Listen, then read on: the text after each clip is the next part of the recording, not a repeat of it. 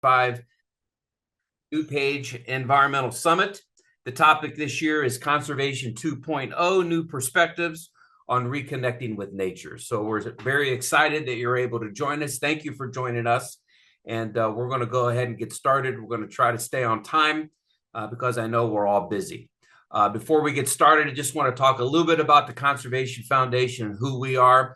We believe very strongly that every person, regardless of where they live or their socioeconomic status, deserves clean water, clean air, nutritious food, and safe access to nature as a way to be healthy and happy. Amy, I need to be able to, there we go, thank you. And this belief drives our mission of improving the health of our communities by preserving and restoring land, cleaning up our rivers and streams, and promoting stewardship of the environment. We're a not-for-profit. We've been around now for more than 50 years. We are also accredited with the Land Trust Accreditation Commission, something we're very proud of. In fact, we just received our re-accreditation about a month ago.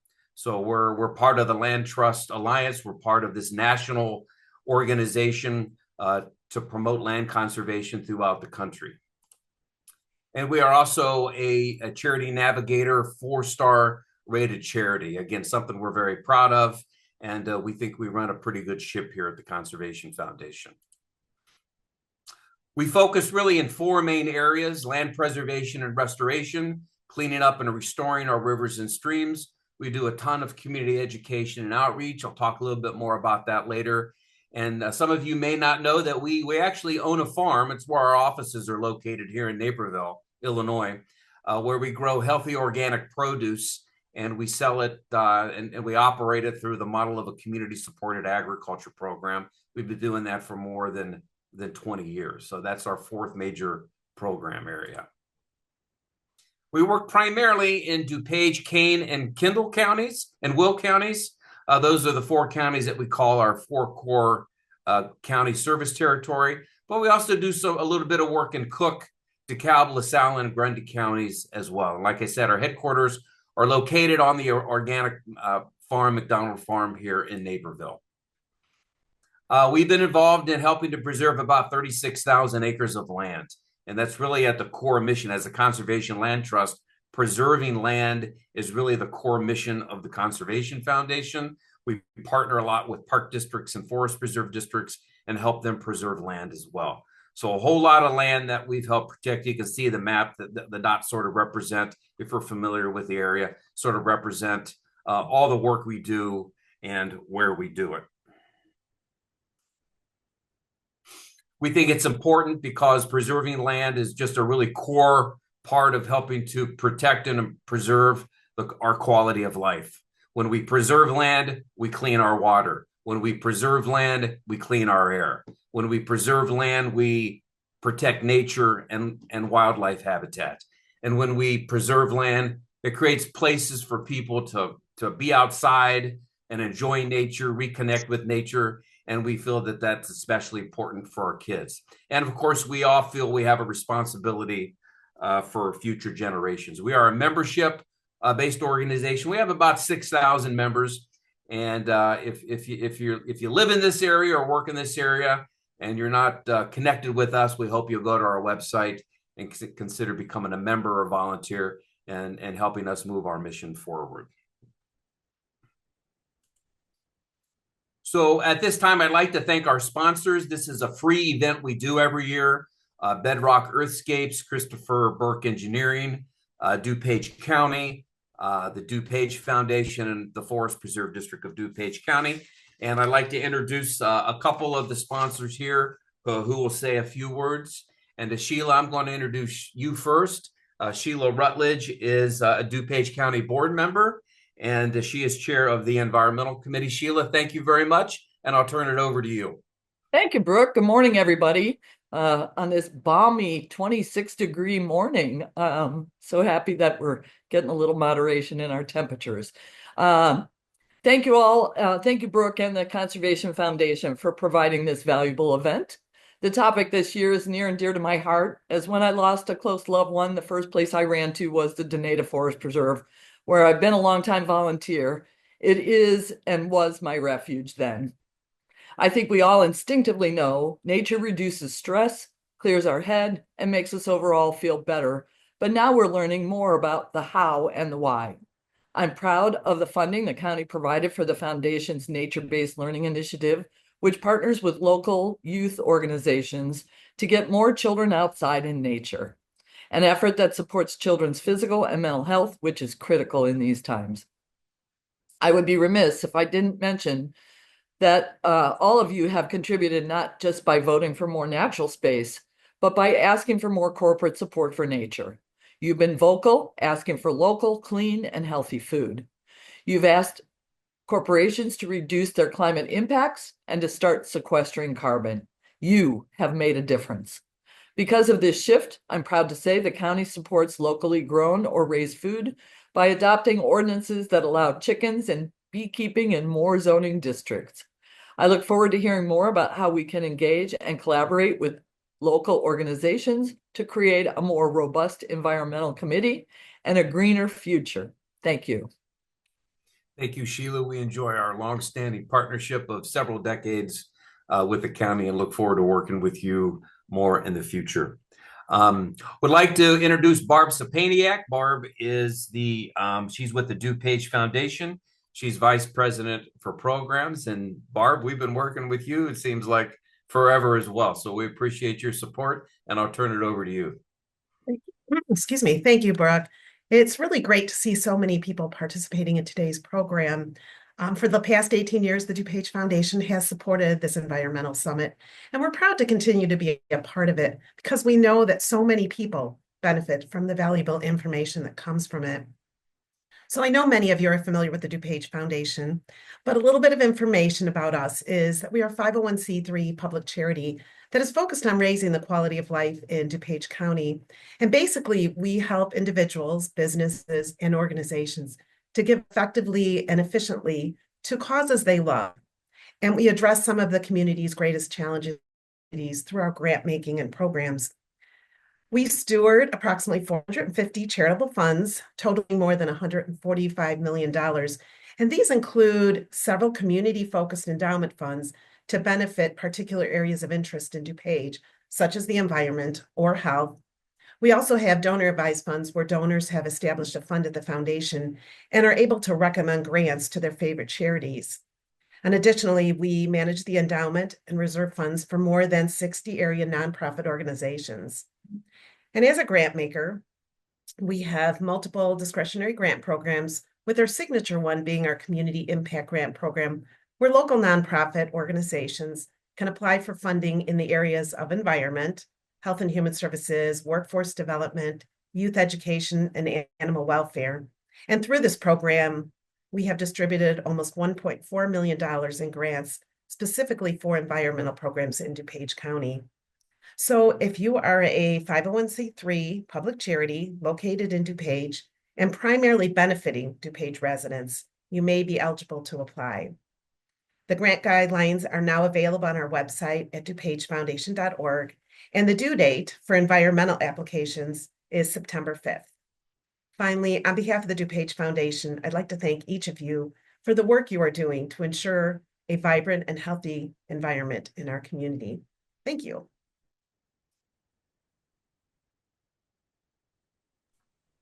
Thank you, Barb. We appreciate your longstanding support for this and many other environmental initiatives throughout DuPage County. And finally, I'd like to introduce Daniel Hebriard. Dan is the president of the DuPage County Forest Preserve District. Dan, thank you again for your support. Go ahead. Thanks, Brooke.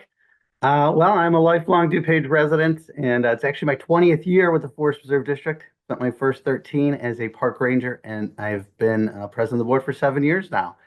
The Forest Preserve District of DuPage County proudly owns 26,000 acres with our residents, making us the largest landholder by percentage in the state of Illinois at about 13% or 1/8 of the whole county.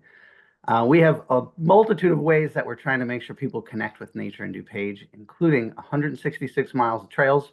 And our partner, the county, does an awesome job taking care of the Great Western and the Prairie Pass. So those aren't even included in those 166. We also have great partners throughout with the Salt Creek Greenway, Southern DuPage Regional Trail, and the North Central DuPage Regional Trail. We're hopeful to connect the last link of the West Branch Regional Trail soon, and we're working on the East Branch Regional Trail, so we'll have a full tic-tac-toe board when we're all completed.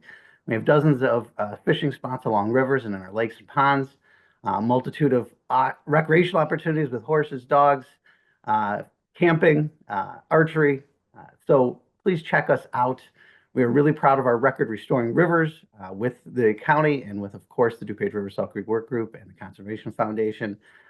This year, you may have seen our cicada video, which went viral, but we're really proud of Muscle Matters, which is our new feature in conjunction with the Conservation Foundation about our Urban Stream Research Center, all the great work we do with mussels, introducing them into local rivers and streams. We've even branched out and are going to be having a contract with the U.S. Fish and Wildlife to be in the Calumet upcoming with our giant floating mussels, and we're already in Chicago River.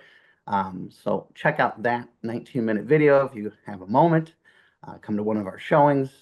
We have 3 award-winning golf courses, including the Preserve at Oak Meadows, where we did a river restoration and have a brand new clubhouse that is incredible and open to your families. I could go on and on about the Forest Preserve District and our partnerships and all that we do, but I'd like to just say that we want to look forward. We're incredibly proud of our record on net zero, doing a lot of energy work, including mostly solar, but we actually have our first geothermal, the DuPage Wildlife and Conservation Center, which will be reopening this year at Willowbrook. And so if you don't know the forest preserves of DuPage County, have 60 preserves to come check us out. Thank you. Thank you, Dan. We've enjoyed working with you really ever since the beginning, more than 50 years ago. So I'd like to introduce Amy Phillips. Amy is the DuPage County Program Director for the Conservation Foundation. Amy, thank you for organizing this wonderful event this morning. I know you and others have put a lot of time in this. So I'm going to turn it over to you to go over some housekeeping items. Absolutely. Thank you, Brooke. So as Brooke said, my name is Amy Phillips. I'm the DuPage County Programs Director for the Conservation Foundation, and I wanted to welcome you to our DuPage Environmental Summit. This topic is very near and dear to our hearts. We're going to be talking about our innate connection with nature and how new leaders are fostering healthy people and whole communities by helping more people get outside. So we are going to be just a little bit of housekeeping. It's going to be kind of a fast-paced event. We're going to have a couple of presentations to set the stage. We're going to have some panels that are going to talk at different scales about how community-centered conservation is being applied at a local level. And we're going to have some amazing storytellers and share their personal perspectives with nature. So this summit is being recorded. It will be uploaded to YouTube. So during the webinar, if you have questions, just because of the webinar format, everyone is muted and their cameras are off. So if you have questions, please use the Q&A button. We have somebody that will be monitoring the Q&A, and they will be at the end of each speaker. We will have an opportunity. They will share some of the questions to the speakers, and the speakers will respond. We will be sending a couple of links. You should see some links that are coming from some of the panelists. Please feel free to use those. Beth Palouse is going to be putting most of those links in there. If there is a link that it should be pretty locked down, but if for whatever reason there gets to be a link that looks a little strange, please don't click on that. General internet safety. And panelists will also be keeping their cameras and mics off. So I hope that by the end of this time together, by the end of this morning, you will gain some insight into the conservation movement. Hopefully you'll discover and learn some new emerging leaders, especially at a local level, that are really starting to foster healthy people and communities through conservation. And of course, we want you to be inspired to take meaningful action, both at work and home, so that you can foster your own connection with the land.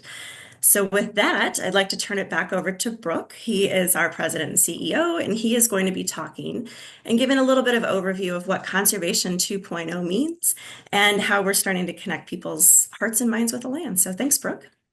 Great. Thank you, Amy. If you want to give control back to me to the slides, that'd be great. You still have it. Oh, I still have it? Yeah. Oh, good. I do. Thank you very much. Well, before I start to introduce this topic, I do want to acknowledge those peoples that were here for thousands of years before us. We put this land acknowledgement statement a few years ago, And I would just like to give you a couple seconds to read that. I'm not going to read it to you. I think it'd be better if you read it yourself and just sort of take it in as you read that. We feel as a land conservation and land stewardship organization, it's really important to acknowledge the indigenous peoples that were here before us.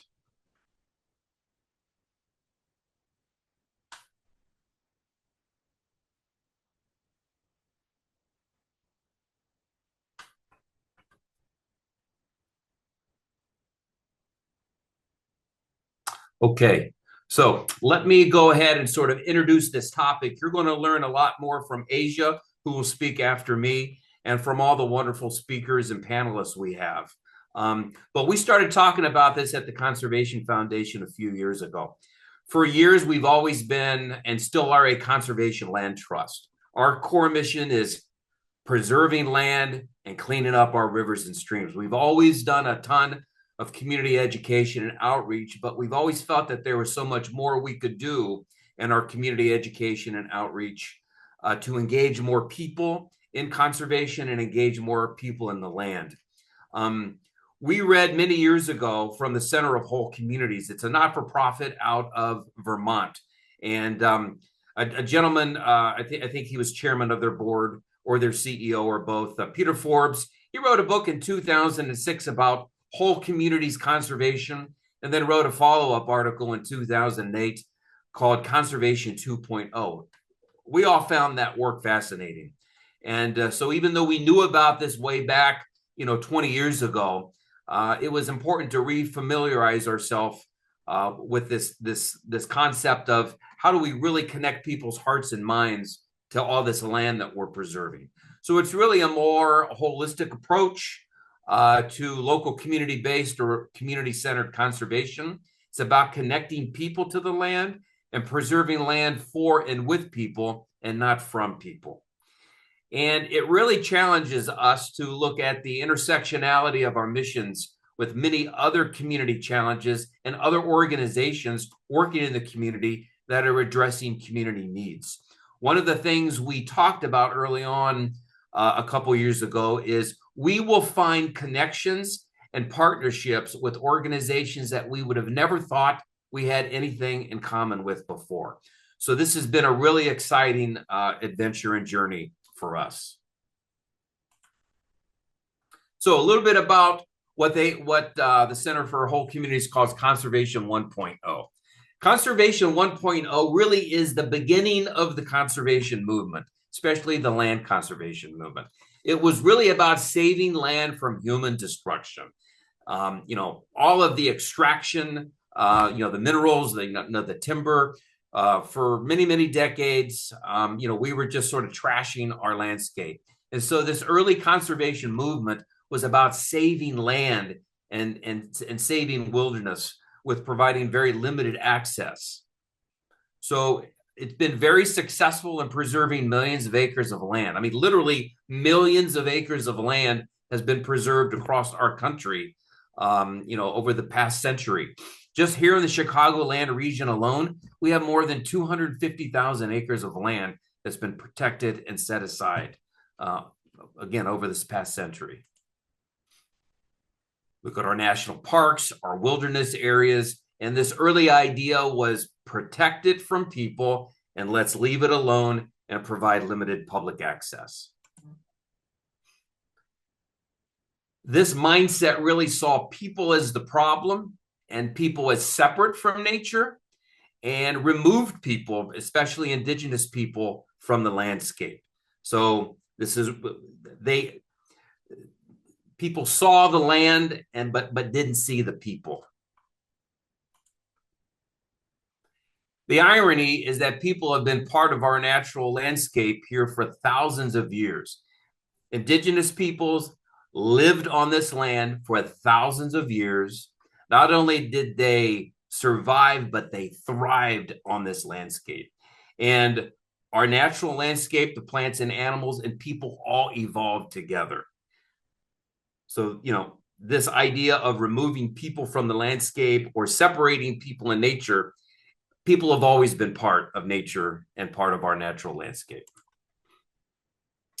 So Conservation 2.0 builds upon the success of Conservation 1.0. It's not in lieu of Conservation 1.0. We still are preserving land and will continue to do that. But it's really concerned as a culture and a society on how we relate to that land, how we relate to the natural landscape. It also acknowledges land conservation's history and the role that conservation has played in promoting inequity and exclusion.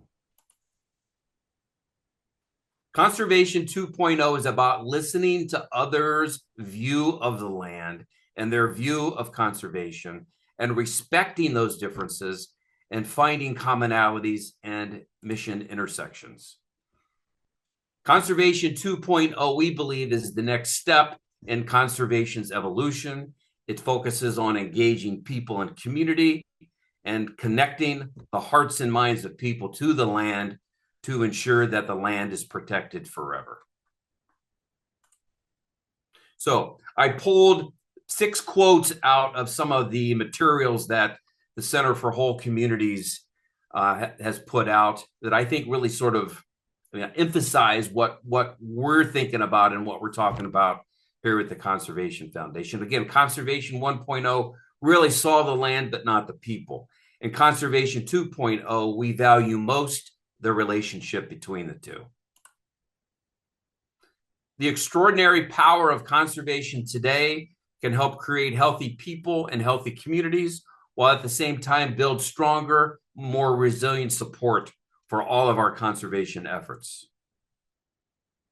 In Conservation 2.0, we must engage the hearts, minds, and everyday choices of diverse people. The massive work of conservation today is to reweave this spectacular landscape with a human experience. Conservation 2.0 is more of a cultural act than a legal act. We have to protect land through relationships rather than just depending on laws and legal documents. And this is something as a conservation land trust we can relate to. We can put a conservation easement on a piece of property. We can purchase property for preservation. We have legal documents that say that. There are laws that protect that. But if people don't care about the land, the question is it really protected in perpetuity?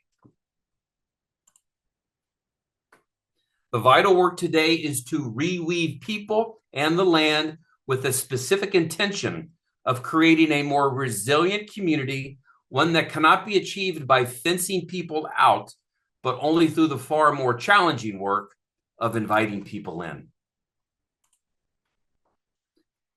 And finally, we will never replace the dominant culture of fear and emptiness with a culture of care and attention until everyone of all colors and classes carry the land in their hearts and minds. And again, so we are still preserving land. We're raising money. We're counting bucks and acres, but we feel very strongly that to make sure that that is in perpetuity, that we need to reach out and engage more in different audiences in the conservation work. So why now? What's the opportunity? Well, there's the COVID effect, and people reconnected or maybe connected for the first time and discovered our local natural environments, our open spaces, our forest preserves, and people are beginning to understand that being outside in nature is important to their mental, physical, and their spiritual health. We've known for years, and the science is there to back it. We've known this to be true. But because of COVID, and I would never wish a pandemic on any society, but one of the silver linings that came out of COVID is that people now really understand how important our parks, our forest preserves, being outside in our natural landscapes are to our happiness and our health. We need to take advantage of that. And this is one of my favorite topics. We also know that people support local conservation through ballot measures. There is absolutely huge public support for conservation. Over the past 30 years, 92% of conservation ballot measures in the Chicago region have passed. Not one forest preserve referendum has failed over the last 30 years. The national average is 70%. So here in the Chicago region, we've really built a constituency of people who are willing to go into the ballot box and voluntarily raise their taxes for conservation. So this is a huge opportunity. And in fact, this past fall in November, we had three forest preserves and a conservation district all pass conservation ballot measures. So we know people love to be outside. They love our open spaces and forest preserves, and they're willing to pay for it. So this is a great opportunity to really take advantage of this increased understanding, increased awareness, and increased desire to connect more people with the land and our environment. So to us, the benefits are obvious. So we started talking about whole community conservation and this conservation 2.0 mindset to expand our community education outreach well beyond what we were doing. And we're starting to see a lot of great partnerships and benefits. It just adds to a better quality of life for everyone, makes people healthy and happier. We're seeing more and broader conservation mission impact, and that's really what it's about. As a not-for-profit, this is really what we're after. More public engagement in our mission. We just love to see more and different audience involved in the work we do, and that's an ongoing journey. Healthier and more connected communities. And Conservation 2.0 really attracts more diverse people. We're being intentional about that with diverse perspectives. And of course, that yields better ideas and solutions. So now to us is the time to open doors, embrace everyone, create innovative gateways to connect the hearts and minds of more people to the land. Land conservation, we like to say, is a forever business. So let's make sure we can keep the promise of perpetuity. So I'm excited to listen to all of the presentations coming up, and I'm going to introduce our first speaker. I'd like to introduce Asia Zawicki. She's with the Land Trust Alliance, which is a national organization that supports land trusts, such as the Conservation Foundation, to outline her work with community-centered conservation and how it is creating new and interesting ways for land-based organizations to reinvigorate public lands for the good of nature and for the good of people. Asia, thank you for joining us today, and I'm going to turn it over to you. Hello. Hi, thank you so much, Brooke. And thank you to the Conservation Foundation for welcoming me to speak about my organization and my job. So I work for the Land Trust Alliance in our community-centered conservation department as the program manager. I'm based in Chicago, but I did grow up in Lombard, Illinois, so I'm very well known with DuPage County and all of that DuPage has to offer, and I'm super excited to be here. So a little bit about the Land Trust Alliance, for those that don't know.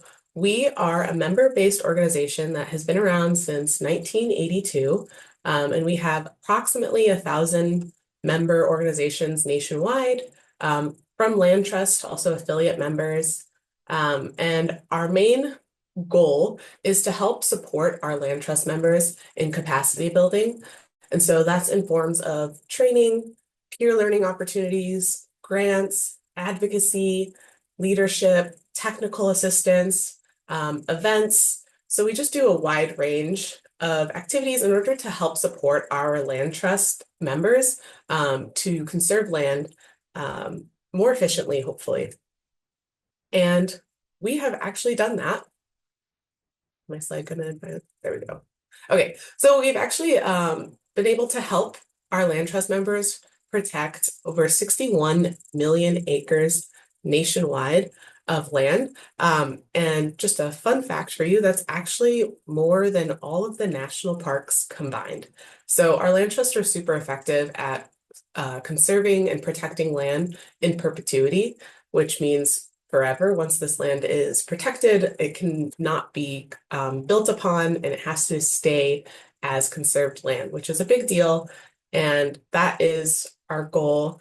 And as Brooke mentioned, in Conservation 1.0, that was the only goal, was to just make sure that we conserved as much land as possible without really thinking about the people that live near the land, live on the land, the people that have lived on the land, who have been here for, centuries, for certain communities, and for hundreds of years for others. And so what the Community-Centered Conservation Department does is we want to make sure that communities are the center and focal point of our conservation. And I want to make sure that we really know the difference between community conservation and community-centered conservation. They are very similar and they sound the same, and there's genuinely not like a huge difference. But because language matters and words matter, the Alliance ensured that we had community-centered conservation because we wanted to make sure that we were conserving land with the community, not just on behalf of the community, and that the community was the focal point of all of the work that we do. And so if you're new to community-centered conservation, it is very fun. I love my job. It is a relationship building practice that delivers tangible land conservation and community benefits by engaging everyone in all aspects of conservation work. At the Land Trust Alliance, we make sure to engage in people that have not previously been fully engaged in private land conservation. So Black, Indigenous, and other people of color, LGBT plus people, and people with disabilities. For a long time, the land conservation movement has been led by a very specific demographic, and it has excluded a lot of people, despite the fact that, like I said, there have been people on this land for thousands of years helping to steward and protect and care for this land. And yet they're not at the center. And there's a lot of reasons for that I'm not going to go into. But what we're trying to do is ensure that we are kind of redirecting, righting this wrong, and ensuring that there's like this whole bubble of people that are included, and it's just getting wider and wider and wider until literally everyone feels like they belong outside, and that the land that they are protecting is for them and their community and for their future children and the generations to come. And so I want to state that community-centered conservation and DEI are not necessarily the same. They're not exclusive either. At the Alliance, we believe that our department is most effective when we're already building on the foundations of DEI work. So we're ensuring that we're centering the voices of Black, Indigenous, people of color, LGBT people, and other people who have been marginalized. And what this really means is that we're just creating a sense of belonging. If for centuries you felt as though you don't belong here, you don't belong on this land, and this land isn't for you, that's going to create a lot of inequitable access to land. And so what we're really thinking about is how can we ensure that this land is equitably accessed and that everyone feels like no matter who they are, they deserve to be outside. Because as Brooke mentioned, there are so many benefits to being in green spaces, being outside, and we're seeing that there's an inequitable access to those benefits. There are higher rates of asthma in certain neighborhoods, specifically Black and Hispanic neighborhoods in Chicago. I used to work in the south side of Chicago planting trees, and there is an inequitable tree canopy in the far south side of Chicago versus the north side of Chicago. And there's a lot of reasons for that that are not to the fault of the people living there, and yet now their children and their children's children are not going to have trees on their block or parks in their community due to a lot of inequitable practices and policies from, 50, 60 years ago. And so how are we righting that wrong is kind of what CCC is thinking about. And hopefully while we're steering our path down this like equitable sense of outdoor inclusivity, just keeps going, and we just can kind of broaden this horizon of what conservation can be and what conservation can look like. So if that sounds really scary or new or different for you, you're probably already doing community-centered conservation, especially just by being here in this room. metaphorical room. We're all in our own rooms. But, if you're going to public space cleanups like parks or beaches, if you are attending city council meetings or, your local land trust events as a community member, you're doing CCC. If you are an organization that produces tools, resources, creates these events, has outdoor education, and in general, just spending time with each other. I think that we don't put enough emphasis on how important it is to just be together as human beings and connect. We have a lot more in common than I think we realize. And you can't realize that unless you're just willing to sit down and have a conversation with someone that you've never had a conversation with.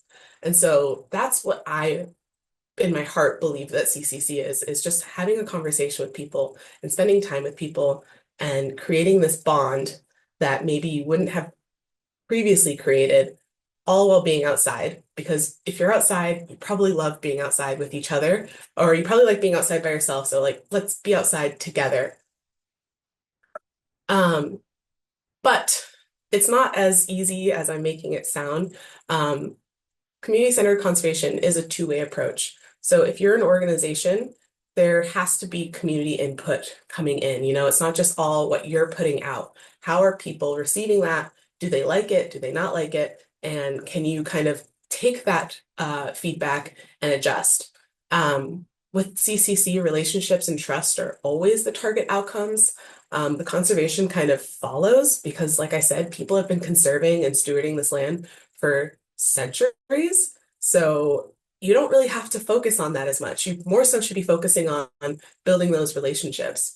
At the Land Trust Alliance and our Land Trust members, we set these kind of in perpetuity, forever conservation. And we're not necessarily thinking about the communities that have to live near this plot of land that is going to be conserved forever. And so we should also have the goal of creating this long-term relationship with the communities forever as well, if this land is going to be conserved forever. And our main kind of mantras within the Alliance's CCC department is nothing about us without us and progress at the speed of trust. And so when we're saying nothing about us without us, if you're creating a program for, say, people with disabilities, and you don't have anyone with a disability giving you input on that program probably isn't going to be as successful if you did have people with disabilities giving input. If you're creating any type of programming with any type of marginalized group of people, you want to make sure that they feel seen, because this is not an if we build it, they will come type of mentality, right? I have talked to a lot of people who have said, we have accessible parking and we have accessible bathrooms and accessible trails, and yet we don't have anyone with disabilities coming to our space. Why? Did you ask them? Did you ask anyone with a disability what they would like this plot of land to look like? Did you ask anyone with a disability what kind of programming they'd like? If not, then yeah, they probably aren't going to come, because even though you're building all of this accessible, equipment, it's not creating the sense of belonging like they deserve to be there because you didn't talk to them. And so that's really what's at the forefront of our mind. So CCC at the Alliance, what we're currently doing and what I do as my job is we develop programs and partnerships to build the capacity of our land trust members in order to engage with communities in an equitable and diverse way. So this includes training, resources, grants. We have peer learning cohorts and also partnerships with allied sectors and movements. We also advocate for and demonstrate the impact of community-centered conservation. So any event, program, resource that we put out from CCC will have someone from that community at the forefront. So we have a grant that is focused on disability access, inclusion, and leadership. And we have a partnership with Disabled Hikers, who is a disability ran conservation organization. And they helped us build this grant out from start to finish. And we also have a peer learning cohort, of which the Conservation Foundation is a part of, right? And that is ran by Disabled Hikers with the help of the Alliance. So that's an example of the ways that we're doing CCC with people of the groups we're focusing on at the forefront, and their voices are the loudest and the most important because I don't have a disability, so I can't say what people with disabilities need because I don't have that lived experience. And so that's what we're thinking of. And then,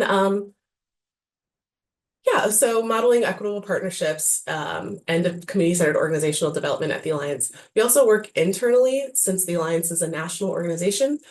We have a lot of different field staff. And so we'll also work with our field staff in order to help them build out their own community-centered conservation programming and ensuring that it looks equitable and they're thinking about their community members and the land trust community members as equitably and as much as possible. It's really important to us that everyone feels heard in this type of work. And so an example of this, and I'll share it in the chat, is we have our Diversity, Equity, and Inclusion Framework and Resources for Change Toolkit. The Alliance loves words, so that's really long. And this is just like an individual self-paced learning guide that anyone can use. It's completely free, and it just like helps you work through just like diversity, equity, inclusion, what it looks like for yourself, what it looks like for your organization, what it looks like for your organization working with community members.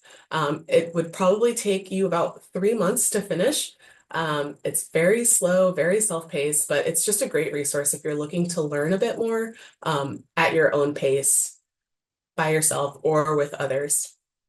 And so if you have any questions, I'm happy to answer them. That is my email if you want to contact me and learn a bit more about CCC and how I can help at your organization. Thank you.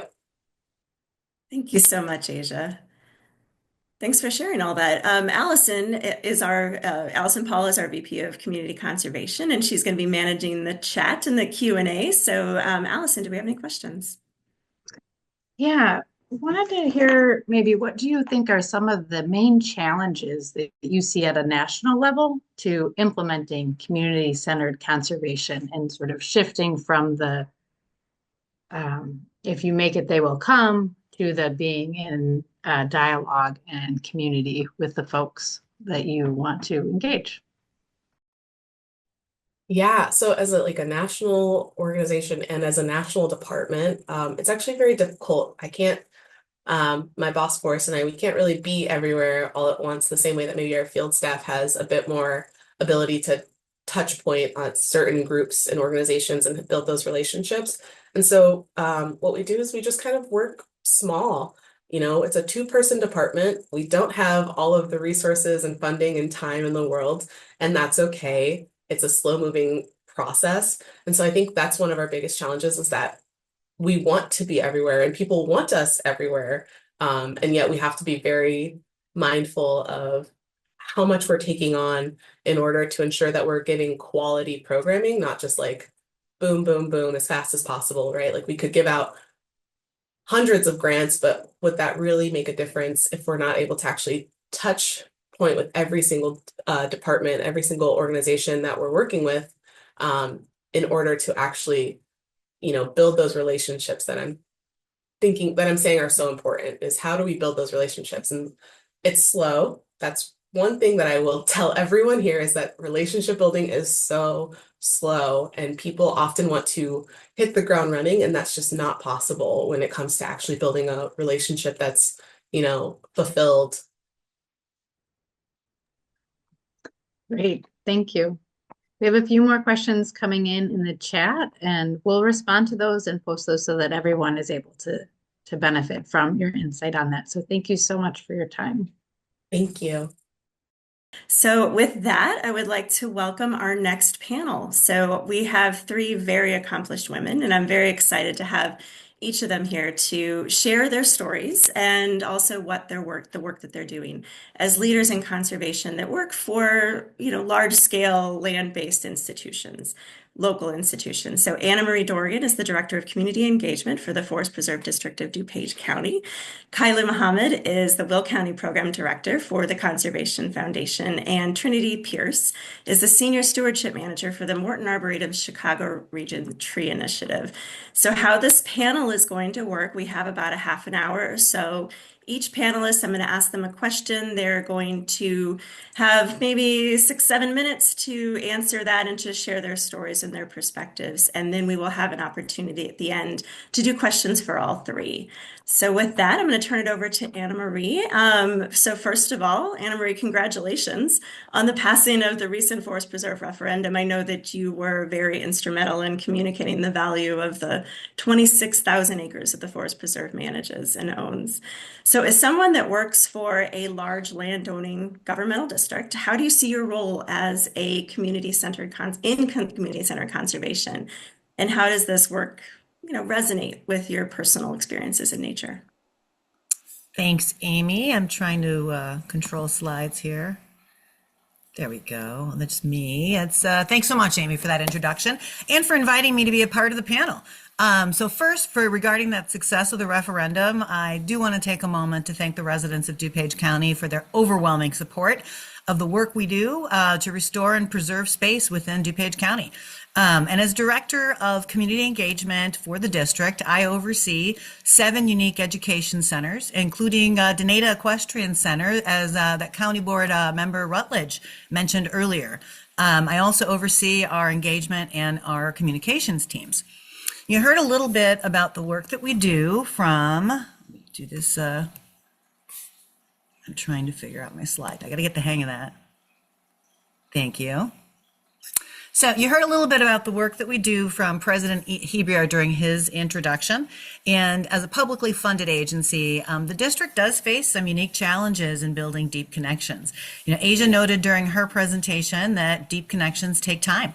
And it's difficult because we serve a macro community of nearly 1 million residents with diverse backgrounds and interests.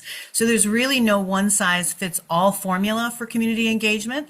And the two examples I'm going to give you today are probably a little different than some of the other things you'll hear because we are such a large agency. So broadly to engage, the district offers an average of 400 nature-based education programs and recreation programs each year. We also manage a variety of permitted areas and activities to meet the needs of the different residents and interests and needs. And we also nurse relationships with hundreds of volunteers. And many of these volunteers are deeply engaged as environmental stewards. And for them, we're eternally grateful. We couldn't do it all without volunteers who support us. And this slide. But there are other critical touch points that I'm going to talk about today, and that includes the programmatic work that our community engagement teams conduct to inspire long-term stewardship among our youngest residents. In addition to the physical and mental health benefits of research, that research has consistently demonstrated, also that forming early connections with nature can lead to long-term behavioral change. Now, access and exposure is that first step in that journey toward understanding and appreciation and ultimately taking action to protect the environment for the future. Now, from my own perspective, the work we do with youth is very personal. I was born and raised in apartments in Chicago. We didn't have a car. My mother never had a driver's license, still doesn't. She takes the bus to go to the doctor and takes her shopping cart when she goes grocery shopping. But the closest thing I ever got to what I perceived as nature was taking the bus with my grandmother to visit the conservatory at Lincoln Park Zoo. So the one thing that wasn't really clear is that nature isn't a place you visit. It's an inherent part of each of us as humans. And so I'm academically trained as an anthropologist. So there's a bit of an irony here. So I've always had this intellectual curiosity about the interaction between humans and the environment, but it wasn't actually until my own children were born that my personal connection to nature was really reawakened. And so the work of our community engagement teams at the district is guided by a vision that's really not to connect people to nature. We say that that's what we do all the time, but we're here to reawaken that innate connection to nature that already exists within each of us. And so one example I was going to talk about today is our Bass in the Class program. Bass in the Class is a hands-on aquatic conservation program. It's a science curriculum for grades 4 through 12. And through this program, classrooms can raise native fish from the Urban Stream Research Center that President Hebriard mentioned earlier, fish that support those most imperiled aquatic organisms in our community, freshwater mussels. So the curriculum sheds light on that complexity of aquatic ecosystems and how we as humans impact river health. So in 2020, as many things, other things were suspended, so was this program. But in 2022, our environmental interpreters launched a 2-year pilot program working alongside classroom teachers, both some who have implemented the program in the past and then expanding that during year 2 to a larger group of teachers. They wanted to redesign and relaunch this program so it could meet the needs of those classroom teachers in educating their students. So the team is attending today, so if I apologize in advance to all of you if I say anything or I mangle anything. So here we go. So building relationships with educators, again, get back to what Asia said, this is a long-term strategy, but it's a long-term strategy to support them so that they have those tools to engage the youth in their classrooms, to spark those connections that may be latent to the natural world, and to foster that conservation mindset among their students. And as a result, the pilot program was strengthened the actual current program, which was just relaunched. There were multiple refinements as a result of this collaboration.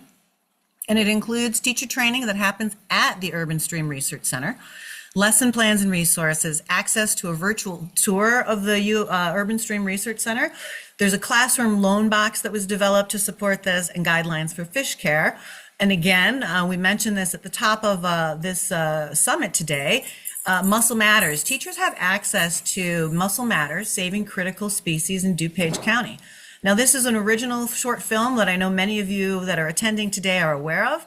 It was created in collaboration with the Conservation Foundation and North Central College and just released in March of 2024.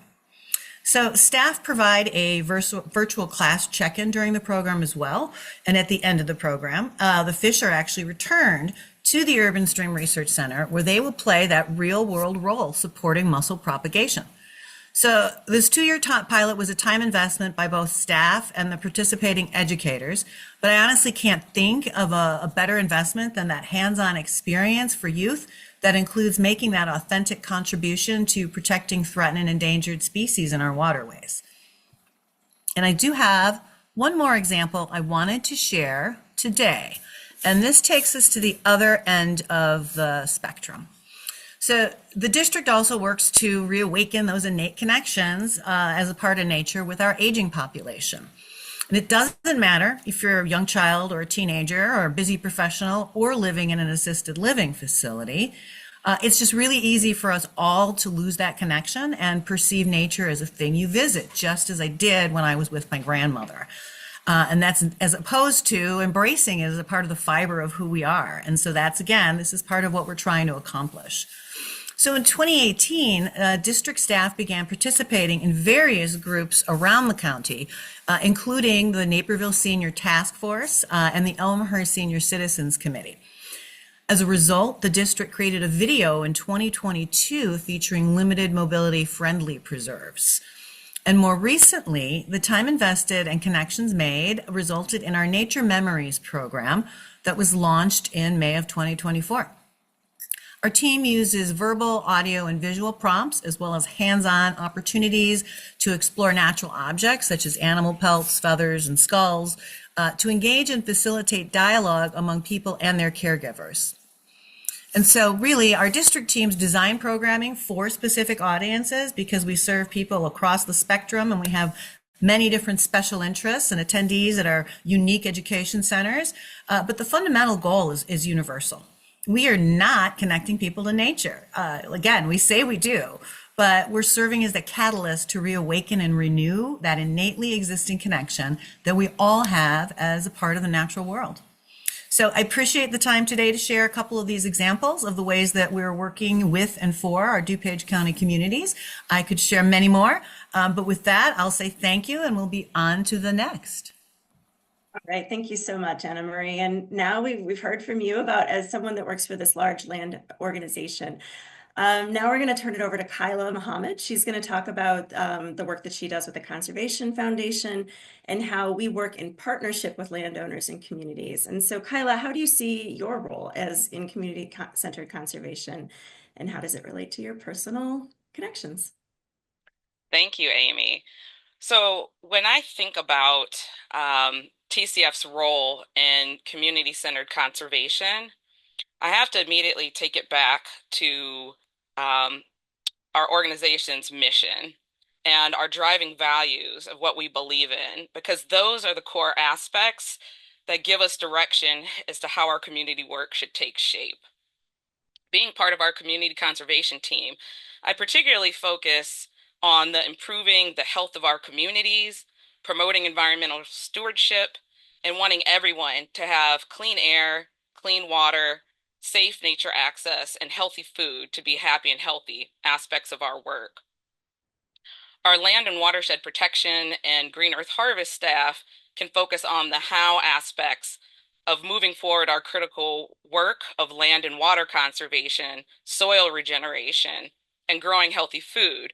But I see the community conservation team's role as trying to figure out ways to connect more people's hearts, minds, and bodies to the land and water to view our world as an ecosystem that needs to be holistically considered and managed, and to love nature enough to steward it. So I know that's a pretty tall order to aim for. Just get as many people and communities in our service area connected to and loving nature as possible. Naturally, the next question is, well, how does TCF go about doing all of this? And I'd say we're taking a multi-pronged approach. So first and foremost, we think everyone deserves the health benefits of nature. So we must continue to reach wider audiences, make inroads in more communities, and be intentional about implementing ways to increase diversity, equity, inclusion, and accessibility into our work and spaces to eliminate unnecessary barriers. While we have excellent dedicated core members, partners, and volunteers, we know there are many other areas, many other places in our service area, especially some that have disproportionate negative health impacts that we don't have deeper connections with yet.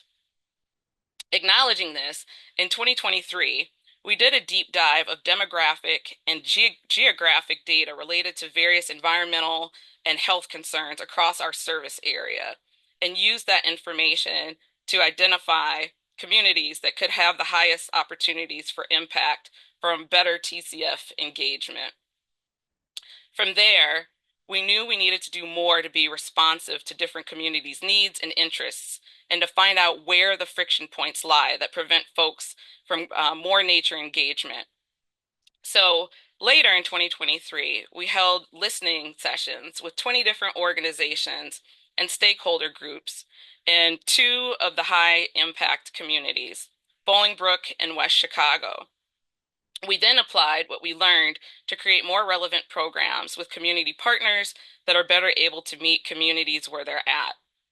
We also put lessons learned into action throughout 2024, in part with grant funding we received from the DuPage County Health Department to provide more nature wellness programs for youth as well as families. Several partners from which you'll hear from later. And speaking of nature wellness, emphasizing and leveraging the health benefits of nature is another aspect that we've been embracing to further our community-centered work.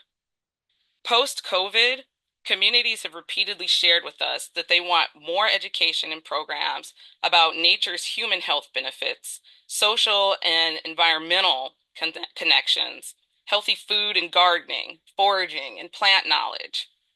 We also learned through the listening tour that many people and organizations focused on improving aspects of human health aren't aware of how nature can be integrated into their work to improve health outcomes. Just getting nature exposure regularly for even 15 minutes at a time can help people feel calmer and more relaxed.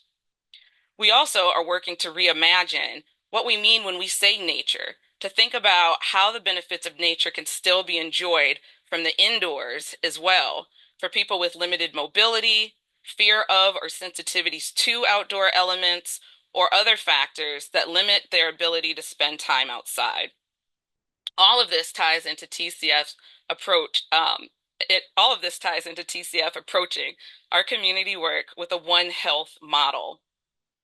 One Health essentially acknowledges that all living beings are part of one ecosystem. So human health, animal health, and environmental health are all interdependent, and things that deteriorate or improve the health of one area will have health impacts across the other areas as well. This notion of interconnectedness is important for communities to understand how nature connects to their priorities and to their everyday lives. So ultimately, in my opinion, for us to achieve our goals for community-centered conservation, we need to educate people about the importance of nature and our interconnectivity to it in order to foster deeper understanding of our natural world. From there, that understanding can lead to valuing all that nature has to offer us: clean air and water, healthy food, beauty, medicine, innovative solutions, additional perspectives, immunity boosting, etc. And from that place of valuing nature's gifts, we're now more likely to love and to protect all the things in the natural environment that are helping to sustain and uplift us. This love can inspire us to want to give back to the environment and to do more to protect and steward that which we now love. So circling back to Amy's question of how does community-centered conservation relate to my personal connection with conservation, this process of understanding, valuing, and loving nature is how I got hooked 6 years ago while taking a year-long wild edible plants class, which incorporated storytelling, ecology, developing a relationship with plants, and engaging with my senses. By the end of that final class, I knew I had to dive deeper to learn more and to do more for our environment. Since that time, I've had an unquenched curiosity to increase my understanding of our beautifully complicated ecosystem and have developed a much deeper relationship with and appreciation of the natural world. All of the pictures included on this slide are experiences that likely would never have happened had I not had the spark and the sense of awe that resulted from taking that class. From birding, canoeing, and nature mindfulness, to redesigning my front and backyards for food, pollinators, and wildlife, and then teaching a youth environmental class out of that same yard, to designing and planting a butterfly garden at my dad's house. With my life being deeply enriched so much by nature, I felt compelled to do my part to help foster these pathways for others. And ultimately, that's what led me to be here with you today. So, an example of putting community-centered conservation work into action is a foraging plant walk event held with Immigrant Solidarity DuPage last May. Their leadership was really interested in providing this event for their community, and they wanted to link personal connections to the plants.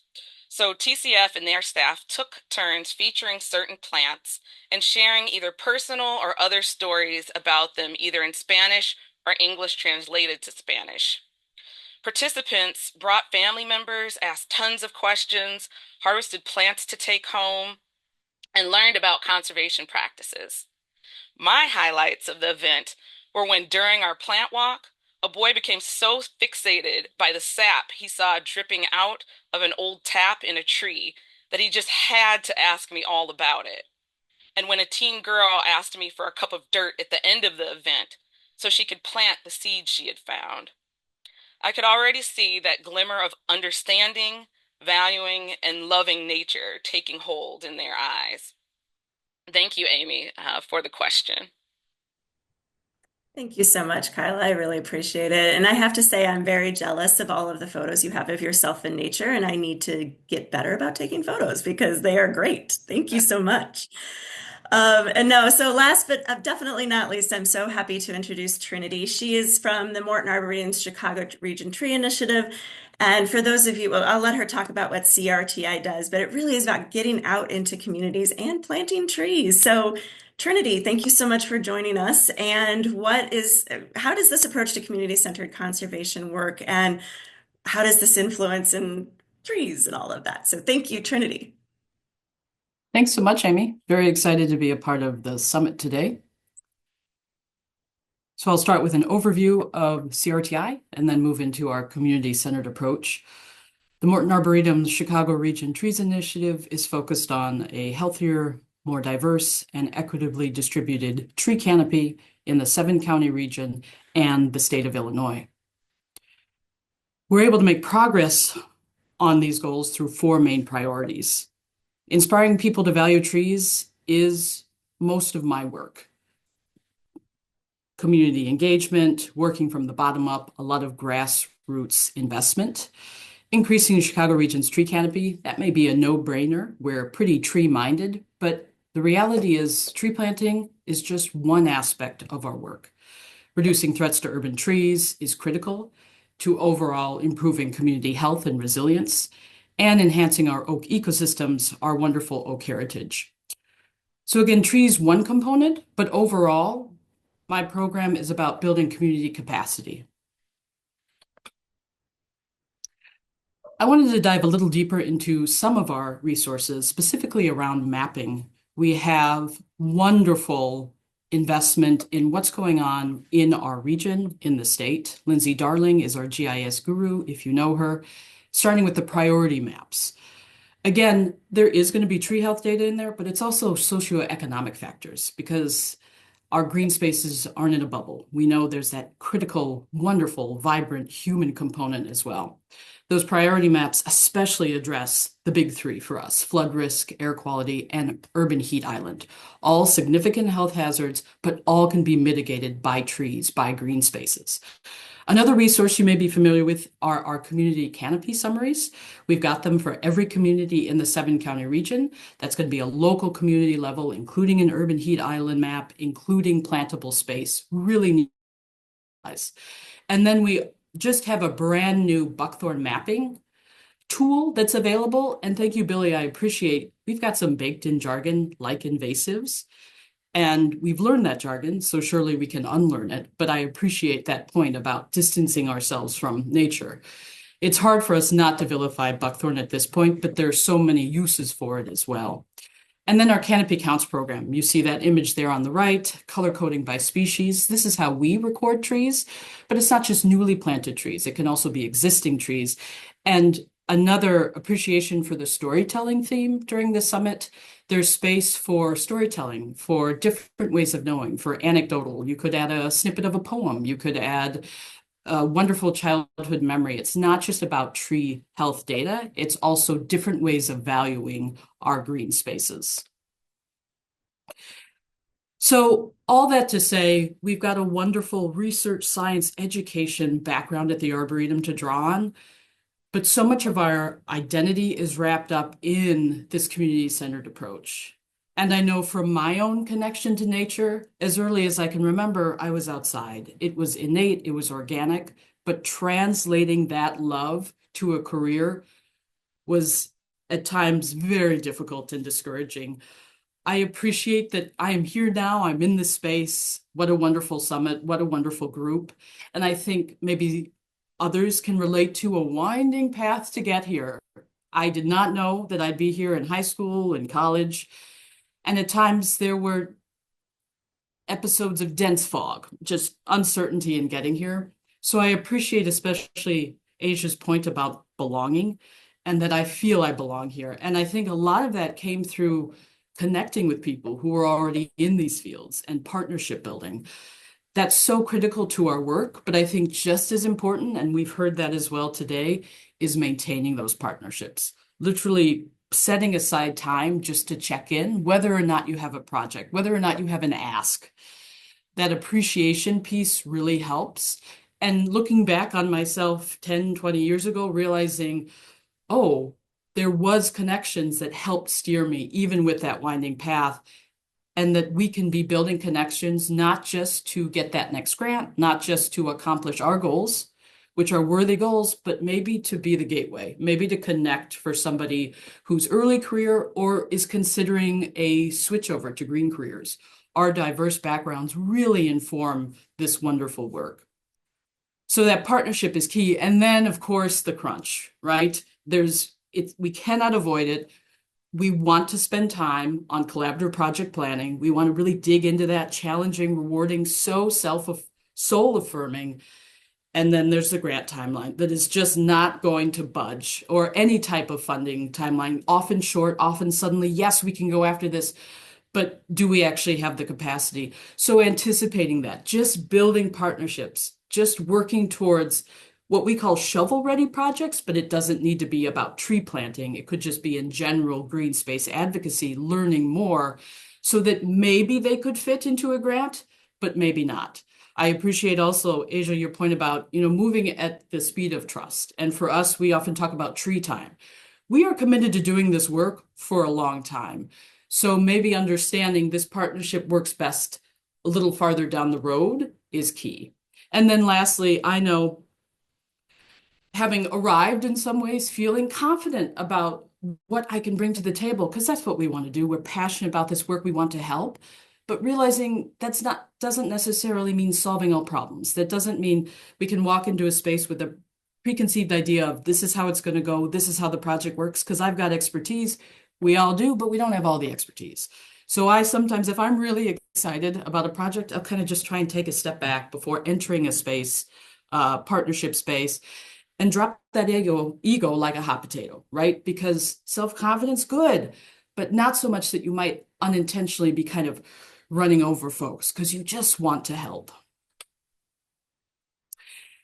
Lastly, we have so many wonderful outreach materials that are available to you. We have print copies, we have electronic versions. I'm so excited. Last year, we were able to work on community-led projects. We have the Arabic and Mandarin tree tags here. These are wonderful large tags. We also have English and Spanish. Always interested in culturally resonant, culturally inspired work, different ways of valuing trees and green space.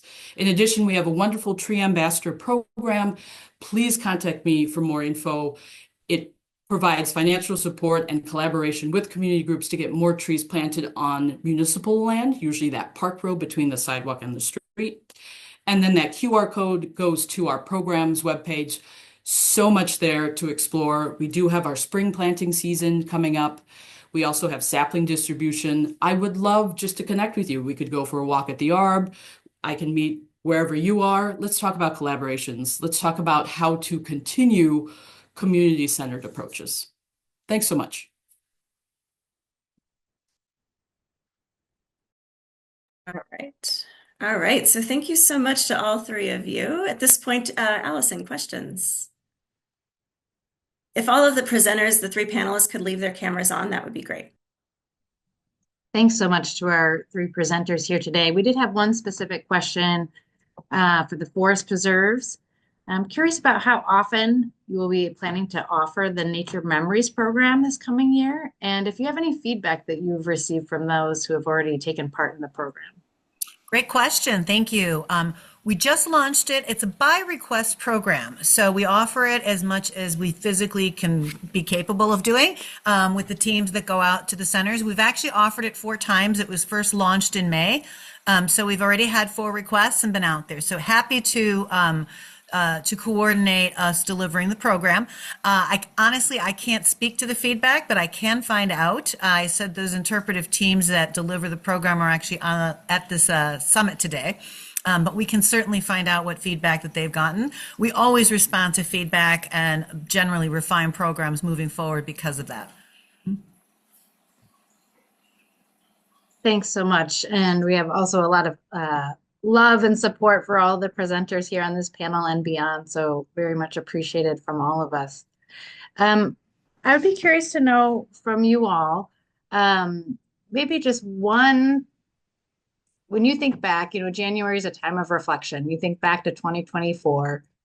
Is there one experience that you had doing this work that just pops out in your head as the day where you're like, yes, it's worth all the headaches that come along with whatever we do? What is one story that you would briefly share? I have one that pops into mind because 2024 was a crazy year, but it was that collaboration that led to the film festival, the 2-day film festival, and a screening of Muscle Matters, because we collaborated with 6 other agencies And it was a deep collaboration. It was really an example of many hands making light work. We pulled something off that seemed overwhelming when it started, and we did it in less than a year. So that one really stood out because now Muscle Matters has gone out to win accolades and already been entered into film festivals and is making an impact in a variety of ways. I can chime in too. I think one moment that stood out for me too, that we did in partnership with Outdoor Afro, which is a volunteer-led organization that inspires Black connections and leaderships in nature, in the outdoors, as well as with Shane Alden Edwards. He is a forager that's very popular on social media, and we did a joint foraging event at the farm in Naperville. And it stood out. There was a particular moment where we were going on the plant walk, and out of nowhere, there was this giant puffball mushroom that like we found when we were walking around, and people were just so excited to talk about mushrooms and get into have people prepared them before and even talk a little bit about the ecology and how they fit in as part of the broader ecosystem. So it was really cool to kind of see that excitement and just having that perfect timing. For me, I'd say the tree tags for sure. Just that cultural journey. And then we now have that model. So we're interested in other languages. We're interested in different styles for the current languages has just been so exciting. And we've got them in our office where we are ready to hand them out. So please contact me if you're interested in what we have or maybe exploring new designs. Great. And do you have, Trinity, we had another question coming in, just people want these signs. Where they can contact you for them? Is there anywhere else that they could find them online? So we have PDFs I can send you, but we're kind of overhauling our outreach section of the website. So the best would be to email me directly. I can meet you halfway. You can come out to the ARB. I can hand you them, or we can meet online as well. But thanks so much. Great. All right. Thanks so Thank much. you. Thank you all. I was really excited to have all three of you meet each other and be a part of this panel because I have so much respect for all three of you. So thank you so much to our panelists. At this point, we're actually going to take a 10-minute break. I'm going to show a very quick slide just because, first of all, I think it's very pretty. And second of all, it relates to the activity that we're going to do after the break. So after the break, Allison's going to come back and give us a forest therapy inspired nature buddies exercise. So while we're on our 10-minute break, please find something that it could be your nature buddy. So that could be a stick, a rock, a seed, a house plant, a leaf, anything that strikes up your interest. Bring that back in 10 minutes. We will reconvene at, let's do 10, let's go back. We'll do 10:20. So we'll come back in 10:20. We're going to stop the recording. Please take care of yourself, and we will see you back here in a few minutes. Thank you so much. All right. Well, thank you. Welcome back, everyone. At this point, I want to turn it over to Allison Paul. She's our VP of Community Conservation at the Conservation Foundation, and she's going to walk us through a Nature Buddies activity. So I'm going to stop the share so you can see her face, and thank you. Hi, everyone. Like Amy said, I'm a forest therapy guide, of which we have several on staff here at the Conservation Foundation. And we also have many partners like the Morton Arboretum and others that help provide forest therapy as a way to connect to nature. So briefly what it is, it's a mindful, or really kind of a body experience in nature where we help people reconnect to nature through their senses. So it's not a hike in the woods where you're trying to get your cardio in, and it's not a botany walk where you're going to learn the name of every plant, but it's a way to connect with nature. And it can be done in the woods, it can be done in a prairie, a wetland, it can be done by looking out a window, or as we're going to do it here today, maybe with a little nature buddy. So hopefully everybody grabs something or has a nice view from a window or a plant or something that you can take a few minutes to connect with. This activity is something that we've created to share with partners. So it's forest therapy inspired. We'll take about 7 or 8 minutes here. And I encourage you to not look at me and not look at your screen. Just make sure you have a comfortable place to settle in and listen in. And this is a good way to just kind of settle in with our bodies here halfway through our webinar here this morning. So take a moment to move your body in any way that feels comfortable to you.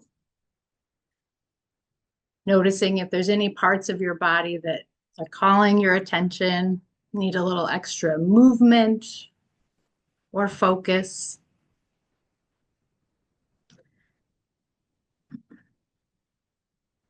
Just checking in and noticing as you breathe. Maybe noticing how your feet feel, your legs, your knees, and letting your energy follow all the way up through your torso, your shoulders, your arms, dripping down to your fingertips, and checking in with your neck, shoulders, and head. And perhaps if you're sitting a little taller and in a position that is comfortable to you for the next few minutes here.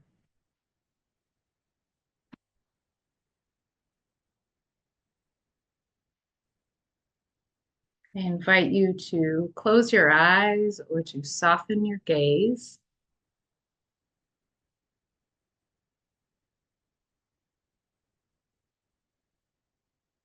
And tune in to the sensation of your own breath.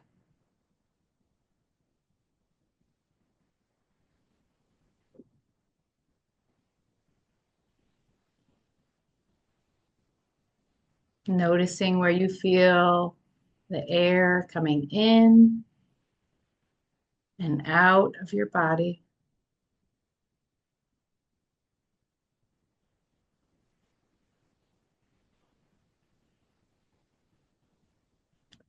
Knowing that the air that is entering your body and leaving your body connects you with all sorts of other beings, plants, animals, and other humans as this air travels all around the globe.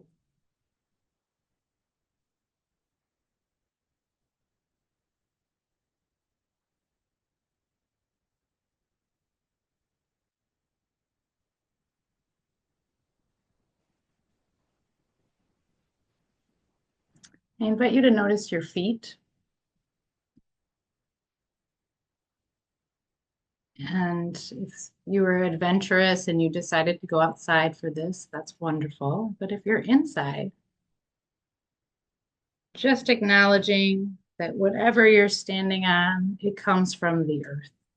They may have been processed in many different ways to turn into the floor beneath your feet. But just taking a moment to imagine there are roots coming deep down out of your feet, sinking deep down into the ground.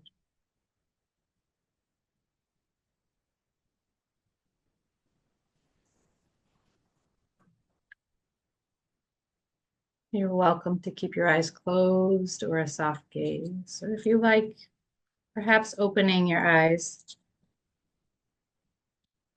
to notice your nature buddy, whether it's a rock, a leaf, plant, but some nature buddy that is coming to your presence here this morning. I want you just to notice, how does it feel to hold this natural being?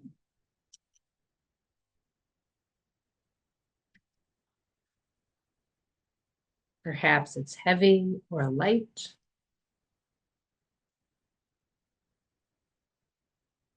taking a moment to explore any textures that it may have.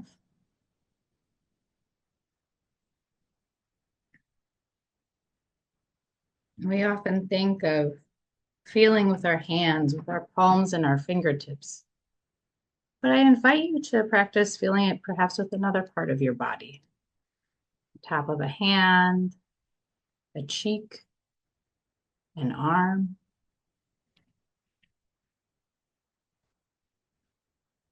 Noticing any particular character or qualities that your nature buddy has.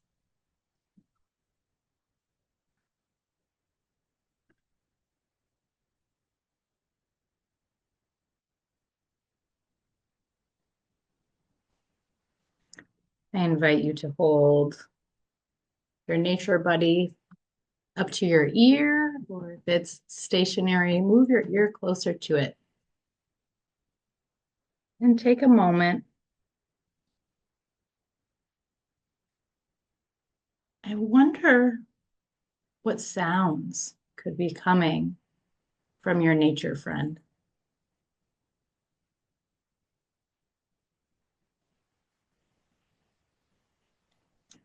Imagining that your ears may have superpowers. And you could hear every molecular movement. I wonder what message this nature friend may be sending to you in this moment.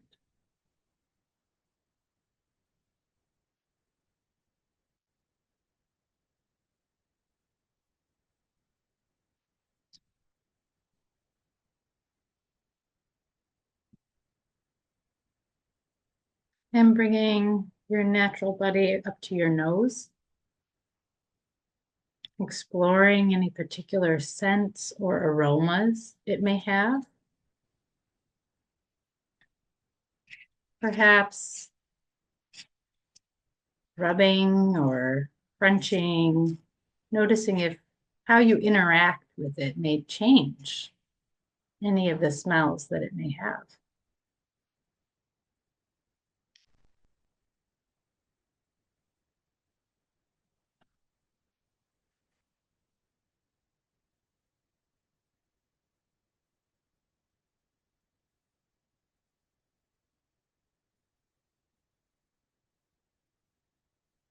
And taking another moment to touch and to connect with this nature buddy.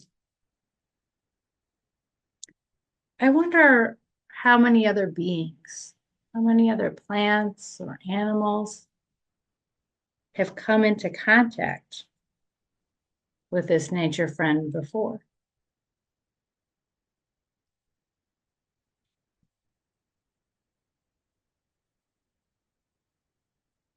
And if your eyes are closed, you can flutter them open.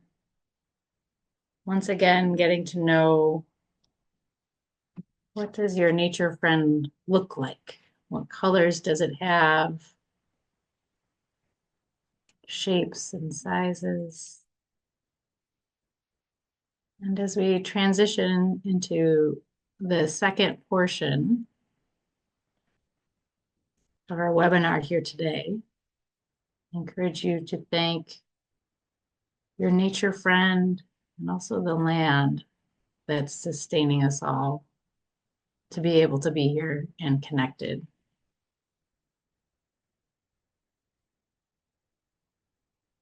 Taking a few more deep breaths in.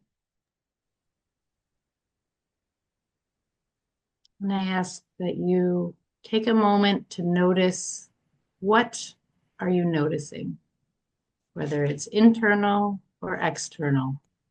One more little check-in with yourself as we embark on the rest of our journey here together today.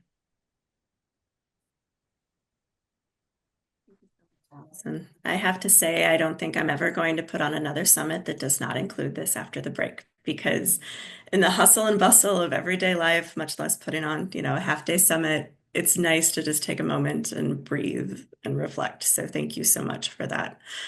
For anyone that is interested in learning how to do this or reading more about it, you can see that we put the link in the chat, as well as there is a QR code on your screen.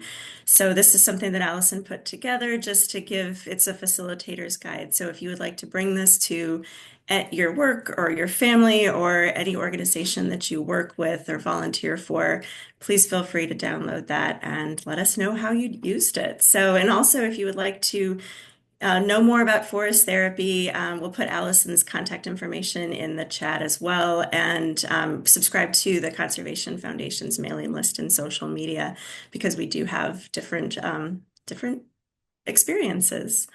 So with that, I'd like to welcome our second panel. If those of you that are the panelists, can you go ahead and put your cameras on? So the first panel was really about kind of large scale landowners. The second one, we're really going to focus on local organizations that are developing new and interesting collaborative partnerships that bring their members out into nature and help improve their health. So I'm really excited. These are new collaborators. Kyla mentioned our listening tour in West Chicago. So a couple of the folks that are on the panels are people we met through that. And I'm a big admirer of every single person, each one of you. So thank you so much for joining us today. Hannah Gilroy is the Community Wellness Coordinator for Endeavor Health. Molly Beck-Dean is the Director for We Go Together for Kids. And Jose Luis Pepe Gutierrez is the Director of Casa Michoacan DuPage. So same format as last time, where I'll ask each of them a question, and then they're going to respond for about 7 minutes. If you have any questions, please enter them into the Q&A. So thank you so much. All right, so Hannah Gilroy is our first panelist. And so Hannah Endeavor, as you know, is a large healthcare system that is dedicated to healthy people. But many people might not be aware of the work that you guys do to create whole communities as well. So if you could share a little bit of information about what those terms mean to you and how you've begun to work with partners to bring nature into the conversation, the wellness conversation that you were already having, that would be great. And of course, we have to talk about our Take a Hike challenge as well. So thank you so much. And Hannah, please share. Awesome. Thanks so much, Amy and the Conservation Foundation. The whole communities concept is actually a new term that I learned, through participation in this, and just thanks to everyone, because I feel like I've been learning so many new things and adding notes into what I want to say today. But really, just as some context, Endeavor Health, for those of you who do not know, is a healthcare organization. We're newly integrated. If you're familiar with Edward Elmhurst and Linden Oaks hospitals, those are 3 of the 9. And we're all spread across the region, but we're really united by our mission to help everyone in our communities be their best. So 2 things I want to say about that. 1, everyone in our communities, that's our mission, not just our patients. And then the second, to me, that mission really means that both as individuals and then also as part of a thriving collective. So as you can see on the screen, this is a little healthcare-esque for the nature folks out there. So hang with me for a little bit. If you look at the infographic, the picture on the right, it says what we spend on being healthy. Just for this conversation, let's change the word spend to think, right? So often as a collective in the US especially, we think it's about, our medical services we receive. And while those are super important and normally come up at very acute and important moments in our life, that's actually in reality only makes up 20%. So we talk about this 80-20 split a lot. I work out of our Department of Community Impact and Engagement, and we think about the social drivers of health. And so many people have talked about these different elements, and we could spend time going into the structures and inequities that create this system that just makes your education and access and neighborhood and economic stability determinants of your health. But I think we'll save that for the next summit. So our role as a Department of Community Impact and Engagement is really to listen, to convene stakeholders, to fund really innovative programs, and then to initiate programs on our own. So really quickly, I just want to mention, because we talk so much about community partnership and trust, in that we're really fortunate to work or I'm very fortunate to work for a healthcare system that prioritizes and funds a department whose job is to create community partnerships and liaison between the community and the hospital. It's not the case everywhere. And so I just wanted to point out a way that we stay plugged into the community is through every 3 years, we run a community health needs assessment in which we're working with community partners to figure out what are the greatest needs that they're seeing and that their community members are experiencing. And then we develop a plan. And that plan can include programming or including or increasing access to different services and funding different organizations. So another program we have is our community investment fund. And I mentioned that just to show that over the last 4 years, we've donated over or granted over $30 million to community-based organizations. So we're serious about community-based organizations, and we could not do any of the work we do without them.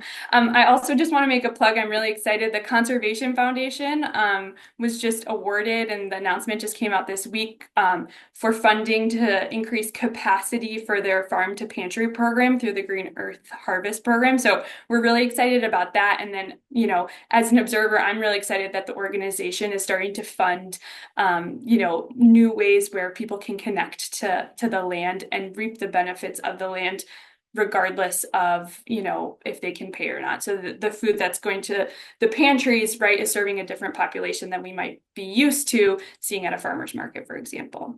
So the program that Amy mentioned and I want to talk about is our Take a Hike program. And when I say the word our, I mean the Conservation Foundation, the Forest Preserve District of DuPage County, Naperville Park District, Elmhurst Park District, and Endeavor Health. And so while this program started with us, it is run by the Conservation Foundation now.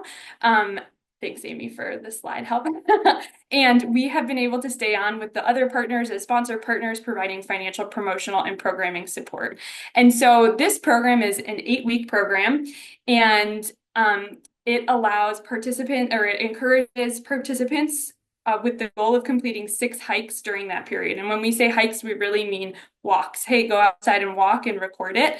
And then everyone who does complete those 6 hikes is eligible for the Trailblaze Award, which includes a hiking stick and either a medallion or a pin. And those are representative of that specific year, hoping to encourage people to make a collection. This program was created out of COVID. Normally, from the hospital perspective, we're providing education, and people might show up to the hospital to attend a program to learn about the benefits of nature. And my predecessor started this program and said, you know, COVID has placed a bunch of limits on us. Let's skip the educational part. Let's just encourage and reward people for getting outside. And let's, in the process, you know, provide them tips for going out, weekly emails to encourage excitement, and to give, you know, like, if you haven't spent a lot of time walking in the winter, then you're going to really need to think about the clothes that you're wearing and how you show up to a forest preserve, or, you know, what are the benefits of spending time around nature. So one highlight I want to just mention is from this year, and in terms of thinking about how we're diving in deeper. So we're already working with these amazing nature-based organizations. And this year with Take a Hike, when we were planning, we were able to introduce the challenge to one of our other community investment fund partners, Tri-Town YMCA.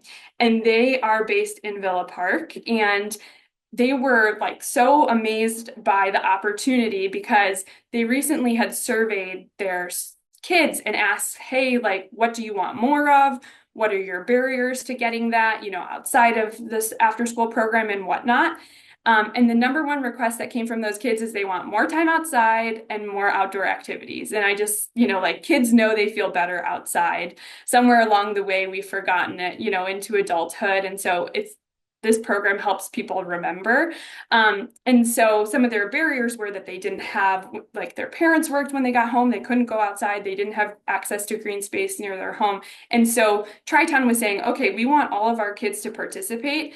And so they created different opportunities for the kids to do so. So on the left, you can see they went on a hike or a walk, and they just encouraged the kids to learn how to be environmental stewards, you know, picking up trash in their neighborhood. And then for the older kids, they did a haunted hike, and they walked around and saw different Halloween decorations. So it's simple, but it's really impactful. And then at the end, right after their 8 weeks of walking Wednesdays, and they went a little above and beyond, all the students were able to get a hiking stick and a medallion and, you know, be part of the program.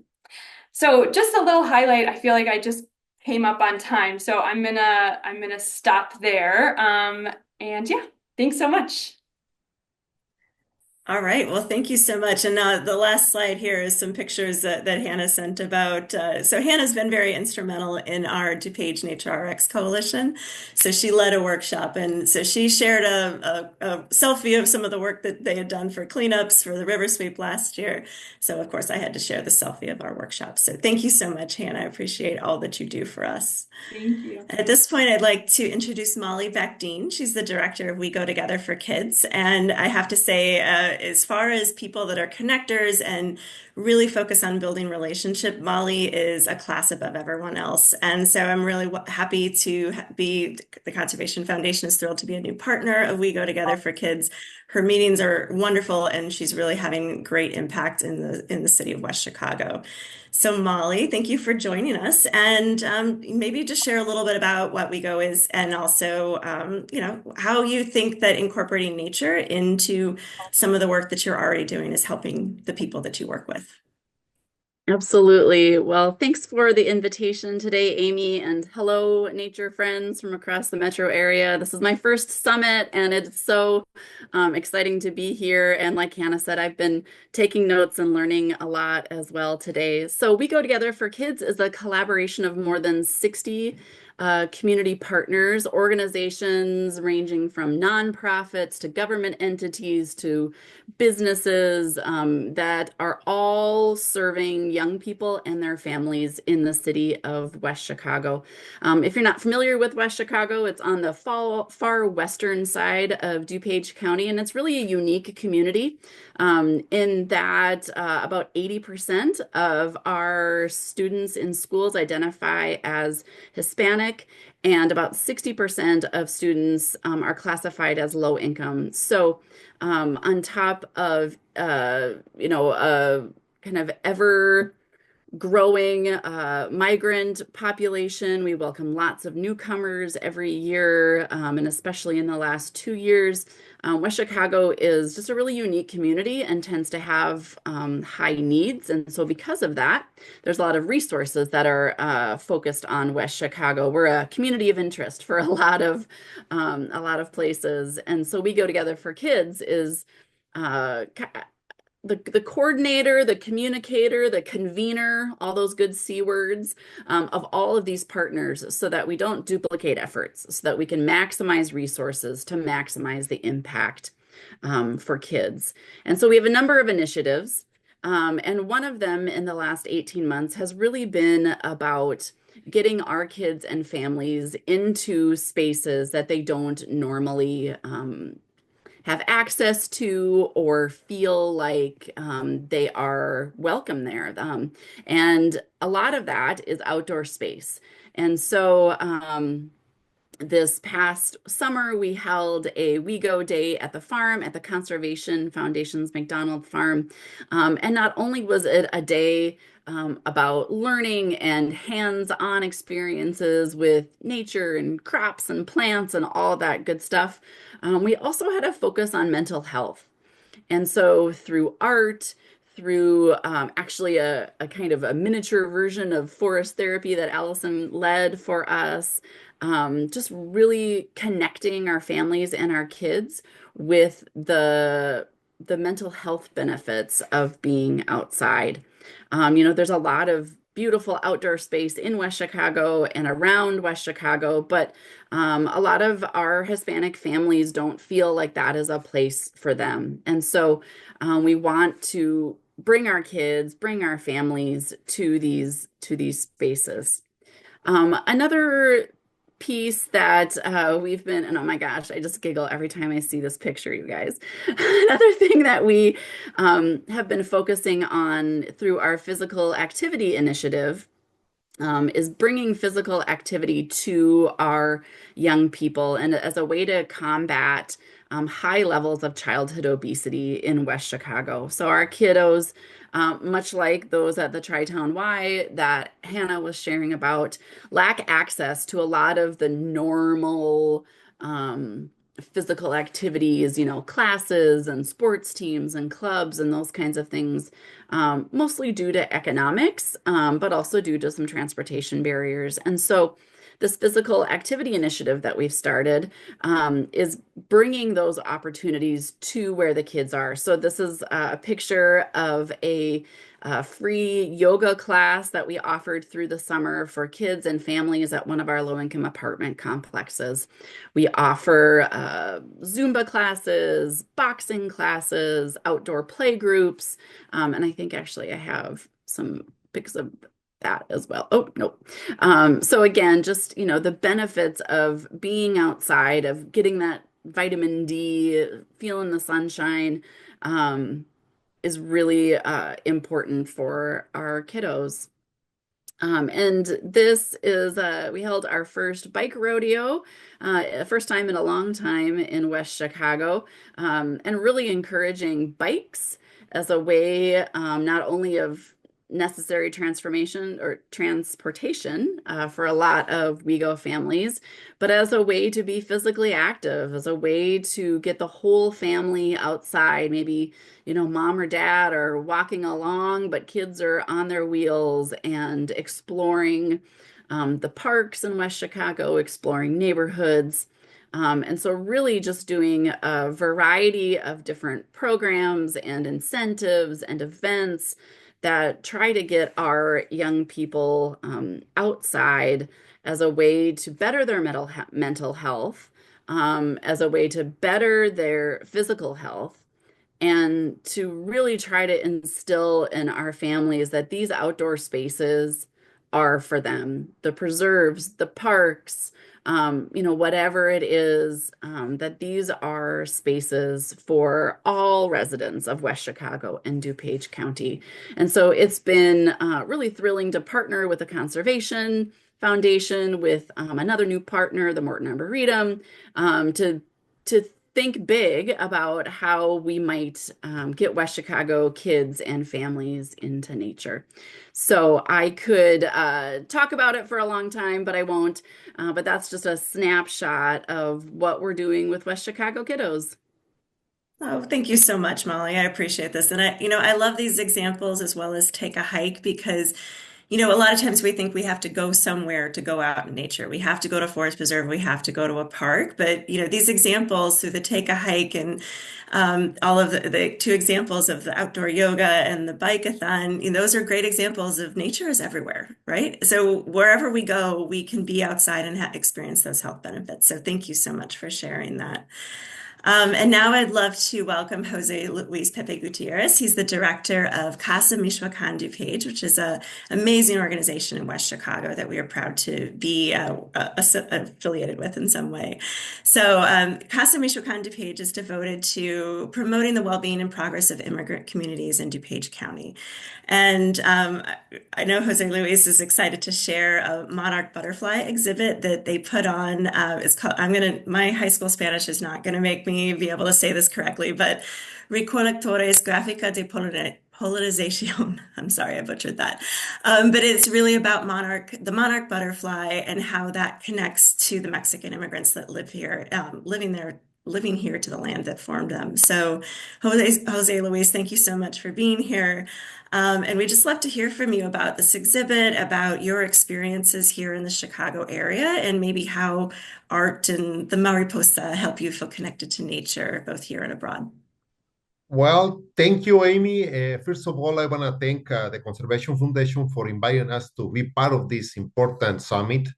For us as an immigrant from Mexico, it's important to completely participate in the American society. So let me tell you a little bit about the importance of the monarch butterfly for us. It's the symbol of migration. Is the symbol of the migration is natural because the monarch butterfly goes from Canada, United States to Michoacan, Mexico. So we grow up having monarch butterflies or around our gardens, the woods. So when we came here, the connection is very strong. And as a community organization, we are a grassroots organization and an immigrant welcoming center that promotes the healthy and sustainable integration of the immigrant community into the American society while preserving our language, culture, and identity. Each year, we organize a binational collective and a collaborative art project. And we decide to have this project Recolectores Gráfica de la Polinización. So we were very fortunate to have the collaboration of the National Autonomous University of Mexico and the National Laboratory for Ecological Analysis and Synthesis. So they provide us the technical support for this project. Recolectores Gráfica de la Polinización, I don't know if the translation makes sense, but the harvesters graphic art of pollination. It's, in the beginning, we were like a little skeptical if people would like to participate, but we were very lucky. So we were able to have 5 graphic artists from Mexico and United States participating by designing images that represented the cycle of pollination, migration, and harvest. Each artist crafted their own composition in the shape of a pollinator, presenting a deeply personal perspective on these themes. The images serve as both artistic and educational tools, underscoring the significance of pollinator species in sustaining ecosystems and agricultural productivity. The exhibition incorporated information and data to engage viewers on the importance of pollinators and the migration of laborers to American agricultural fields. Harvesters Graphic Art of Pollination followed the success of previous project, Migrant Butterflies, Michoacán Graphics, which was presented in 22 in venues such as Casa Michoacán, Aurora Public Library, Aurora University, because we know that the monarch butterfly is an important pollinator here in the United States, Canada, and Mexico. So we want this project, the Harvesters Graphic Art Pollination, to focus not only in the monarch butterfly, but in other pollinators. So, first of all, we were very lucky to have the 55 artists that used techniques such as linoleum or woodcut printing. And in the project, they integrate social, scientific, and artistic perspectives on pollinators and migrant laborers in the U.S. The idea was to strengthen the cultural ties among artists, scientists, and activists through graphic art and the connection to the story of the pollinators through the story of the farm workers in the United States. We were able to develop some infographics, videos, and educational materials for outreach. But the most important thing is the project highlighted the critical role of pollinators in ecosystems and food production, while addressing the population decline due to pesticides, habitat loss, diseases, and climate change. It also emphasized the indispensable contributions of migrant laborers who sustain the agricultural economy both in the U.S. and Mexico. Through this artistic and educational effort, the project aimed to inspire conservation and awareness. And let me tell you, we have been very lucky to be part now of the Conservation Foundation. We were able to put 2 committees of Casa Michoacán to work together, the Cultural Committee and the Environment and Climate Change Committee. So this past year, we were able to have a community garden. What does it mean? Because we were looking for better ways that the community could connect with nature. And the milkweed, the lechosa, as we call the milkweed, the fact that we were able to plant some of them in our garden, it was like a big deal for many of members. They were familiar with that, and back home, to see some monarch butterflies in our garden was like, it was a very emotional moment for many of us, because now this is our land, and let me tell you, we are very lucky to live in DuPage County, because we have the opportunity, we have different woods, we have forest preserves, and this committee decided to get involved in the referendum to support resources for the initiative that you were talking about in the beginning. We were knocking doors. We were asking our community to support the referendum, and we are very lucky to see that the response was very positive, at least in the West Chicago area, and we're very happy to be part of this civic engagement project. So to make a long story short, we are here to support all these conservation ideas and collaborations because, we live under the same cielo. We all live in a community that needs more sustainable woods and to preserve what we got already and to take care of our environment. So thank you for inviting us, and we're happy to answer any questions. Absolutely. Thank you so much to all three of you. So if you wouldn't mind keeping your mics on or your video on just like before, and I'll turn it over to Allison to see if there are any.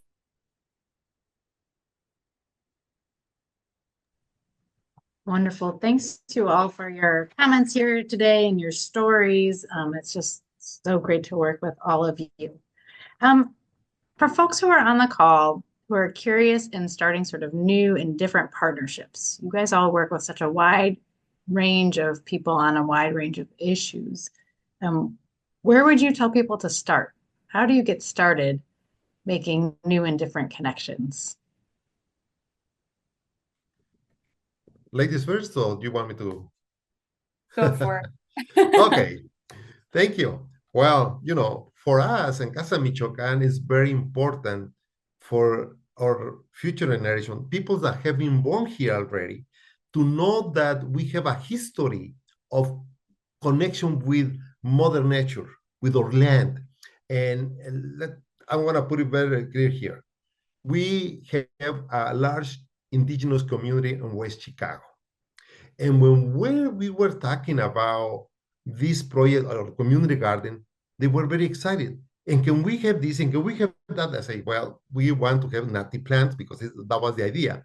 So to convince them that besides the beauty of the native plants, there is a purpose to feed the monarch butterfly. They were so excited. The connection was right there. And that's why, I think next year we got to find a way to better collaborate and do some more things together. Thank you. Molly or Hannah, do you guys want to jump in with your advice for folks? Yeah, I mean, I would just say, as we've cultivated new relationships, I mean, look for that intersectionality, right? Like we go together for kids, maybe doesn't have one of our pillars isn't environmental conservation. And so maybe the Conservation Foundation or the Arboretum or whatever doesn't feel like a natural partner, but you don't have to dig very far to find those commonalities around wellness and those kinds of things. So I would just say, as you're looking for new partnerships, expect the unexpected and really kind of dig around in some of those organizations and groups of folks that maybe it doesn't seem as obvious right away, but I promise those connections will be there quickly. Great, thank you. Yeah, and I was just gonna say, I mean, where it starts with listening and finding spaces where I think from an organizational standpoint, we get more support when things are mutually beneficial and both partners feel connected to the end goal. And then also, if you're in DuPage County, you can come join our Nature RX Coalition. We will totally find a spot for you. So if you're looking for more partnerships, I feel like just joining often leads to so many more. That's great. Thank you all so much for your time, your expertise, and partnerships, and look forward to continuing to work with you all. Thank you. Absolutely. Thank you. Thank you so much. And thanks for the shout out to the Nature RX Coalition, Hannah. I appreciate it. At this point, I'd like to welcome Marisa Fouts. She's going to be our next storyteller, and she's going to talk about how I was excited to have her after Jose Luis because he talked about the exhibit that they did, and so Marisa's going to talk about art and how her art has been inspired by nature and how that's influenced her work with changing worlds. So thank you, Marisa. Thank you so much, Amy, and thank you to the Conservation Foundation for having me. My name is Marisa Fouts, and my pronouns are she, her, ella. My professional credentials are that I'm the Director of School and Community Programs at Changing Worlds in Chicago, where we offer culturally relevant arts integration programming in CPS schools and community orgs, primarily on the south and west sides. I'm also a trained artist and a leader in my community promoting decolonial and anti-oppressive practices on a variety of boards, cadres, councils, one of which is with the Conservation Foundation on their Inclusion Council, which I've been a member on for several years. My personal credentials include being in a mixed race, multi-ethnic family that has intersecting queer and neurodivergent identities. I'm an artist, a friend, a sister, a daughter, a mother, an organizer, a leader, and a learner with a creative spirit and a revolutionary heart. My greatest source of pride and joy comes from my deep, abiding, and authentic relationships with other humans, non-humans, and with this planet that we call our home. I'm typically a facilitator in groups like this, so I'm not usually the presenter at length. No slides today, but if you'll stay with me for about 10 minutes or, until they play the music for me to exit stage left, I want to tell you a little bit about how I've cultivated a relationship to our planet through love and art and a bit of audacity. So my story begins in Ann Arbor at the University of Michigan Hospital. I was born to two students who, in an effort to get on their feet and build me a life, moved in with my Mexican immigrant grandparents, Francisco and Juanita, in Downers Grove. There were so many moves in my early years as my parents wrestled with the challenges around how tenuous job security defined the early careers of a young teacher and a used car salesman. But by the time I was 3 years old, we landed at a place we called the Yellow House, and I met Mr. McCardle, who became a defining character in my life from the ages of 3 to 6. The Yellow House was located in St. Charles, not too far from here, near Route 25. And at the time, the area looked a lot different than it does now. And there was this little yellow house with squirrels in the walls and a pond in the backyard. And it was next door to a real live farm. And there lived Mr. McCardle, who was a retired professor of zoology and happened to be a hobby artist. Now, there are so many cool stories I can tell you about being a young kid with a dog named Tamale, who refused to wear anything but overalls every day, and that lived next to a real farm. But suffice to say, that place was my paradise. I went to Mr. McCardle's house every day, and I followed him around while he tended to the farm and taught me everything he knew about the land and the animals. He taught me how to collect eggs and apples, how not to startle the horse, how to milk the goats, and how it all worked in a relationship. We made clay models of grasshoppers, and we carved wooden totems and did all kinds of art projects in what I now understand was a practice to ground my understanding and express myself with different materials. Mr. McCardle didn't treat me like a toddler and hover over me. He let me try and fall and fail and learn in ways that were both age appropriate and pushed my comfort zone, and I'm sure probably my parents. He also taught me that there were consequences to my choices, and I would have to decide which ones were worth it. Best of all, Mr. McCardle cultivated a sense in me that the world belonged to me, and I was also responsible for how I moved through it. Well, suffice to say, that kind of power bestowed upon a little 6-year-old girl who was not always well received or tolerated, especially once I entered school. By this time, my parents had achieved some worldly success and they figured I should go to a private school. Now, imagine me, the feral child that knew too many animal facts and drew pictures when I was supposed to be paying attention at a Catholic school with some very strict nuns. There were many phone calls made home. Things like, Marisa bounced the frog eyeballs in science and disrupted the class. And also, Marisa rolled herself up in a blanket and wormed down the hallway for show and tell, which is not really what we have in mind for show and tell. Even things like, hello, this is Officer Smith. Can you come pick up Marisa from the police station? She drew pictures in the fresh cement and then ran from the cops. You get the picture. I have to fast forward through some of the story now, but what I learned was that there were unspoken rules to life and opportunities that did not always include me, and that my feeling entitled to them was a problem for some folks. But channeling my early years, where I had been instilled with a sense of both personal responsibility and entitlement to pursue my love of nature and art, I learned to ask, why not me? So I entered the drawing competitions and submitted the stories and read the books and pitched a tent in my room with a fan blowing on me to mimic camping whenever I wished I was at camp. And maybe just as importantly, I learned how to get rejection letters and get told, no, not you, not this time, not that way, and get critiqued in the harshest ways all along the way. Life wasn't always exactly easy for a kid who colored outside the lines, which was the title of my college thesis, by the way. So fast forward, I'm going faster now. We learned about, I kept learning about the natural world, and I kept drawing and painting and sculpting it and to try and describe my feelings about it.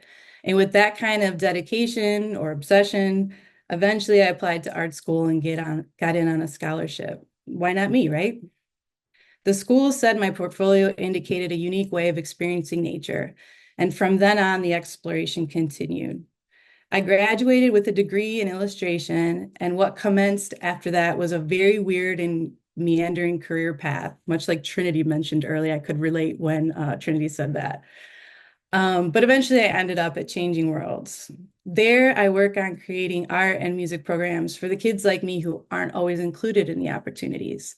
The ones whose art and music programs get cut and whose school principals pull every lever at their disposal to try to bring in alternative opportunities to create and connect. I get to witness professional artists mentoring and encouraging young kids, just like Mr. McCardle did for me all those years ago.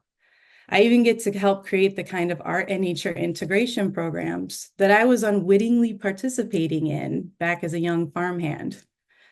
Last year, in partnership with TCF, we bused a few groups to the Waterfall Glen Forest Preserve in DuPage County to record nature sounds and make music with one of our teaching artists. The kids also got to draw cicadas and learn from a TCF nature educator and do drum circles by the waterfall before jumping in to splash around and explore. These are truly full circle moments for me. And while I would love to end on that high note, much like the road that now runs through where the farm used to be on Route 25, the reality is that opportunities for these kinds of programs are disappearing altogether. Schools grapple with deep budget cuts, and funders seem to want art residencies to be written as violence prevention programs. I cringe when I hear this and try to imagine how parents in my neighborhood in Batavia would react if our after-school kids club was described as existing to keep kids off the street and out of gangs. And I invite anyone who believes one group deserves the human dignity of their inherent creativity to be centered and another does not. Well, I would invite them to examine where those ideas are formed about who deserves. The children I am working with today have the same systems and unspoken rules enacted upon them about who they can and cannot be, just like I did as a kid. These are the kids society says, no, not you, or not like that, too. And these rules around who gets opportunities and who doesn't are the ones we have to break. I want to end on this note. If there's one thing I understand, both personally and universally, it's that art and nature are human rights and human needs. As a young child from a vulnerable population, I was shaped through mentorship and the cultivation of my young self in relationship to the natural world as an artist. I was empowered by having a sense of agency and aspiration, such as going to art school someday. And I was made resilient by the audacity that I was entitled to a life well lived on this planet and to my own creativity, no matter who agreed with me or not. All children deserve a sense of possibility and a chance to realize their fullest potential as creative beings. And they should all be asking, why not me? As a final footnote and an anecdote, as I was writing this, I decided to Google Mr. McCardle. And there he is on LinkedIn. He's in his 90s now, and he's living in Salem, Illinois, if it's him. Once my work week dies down, I'm going to try and get in touch with him and see how he's doing. But that'll be a tale for another day. Thank you so much for holding this space for me while I shared my story.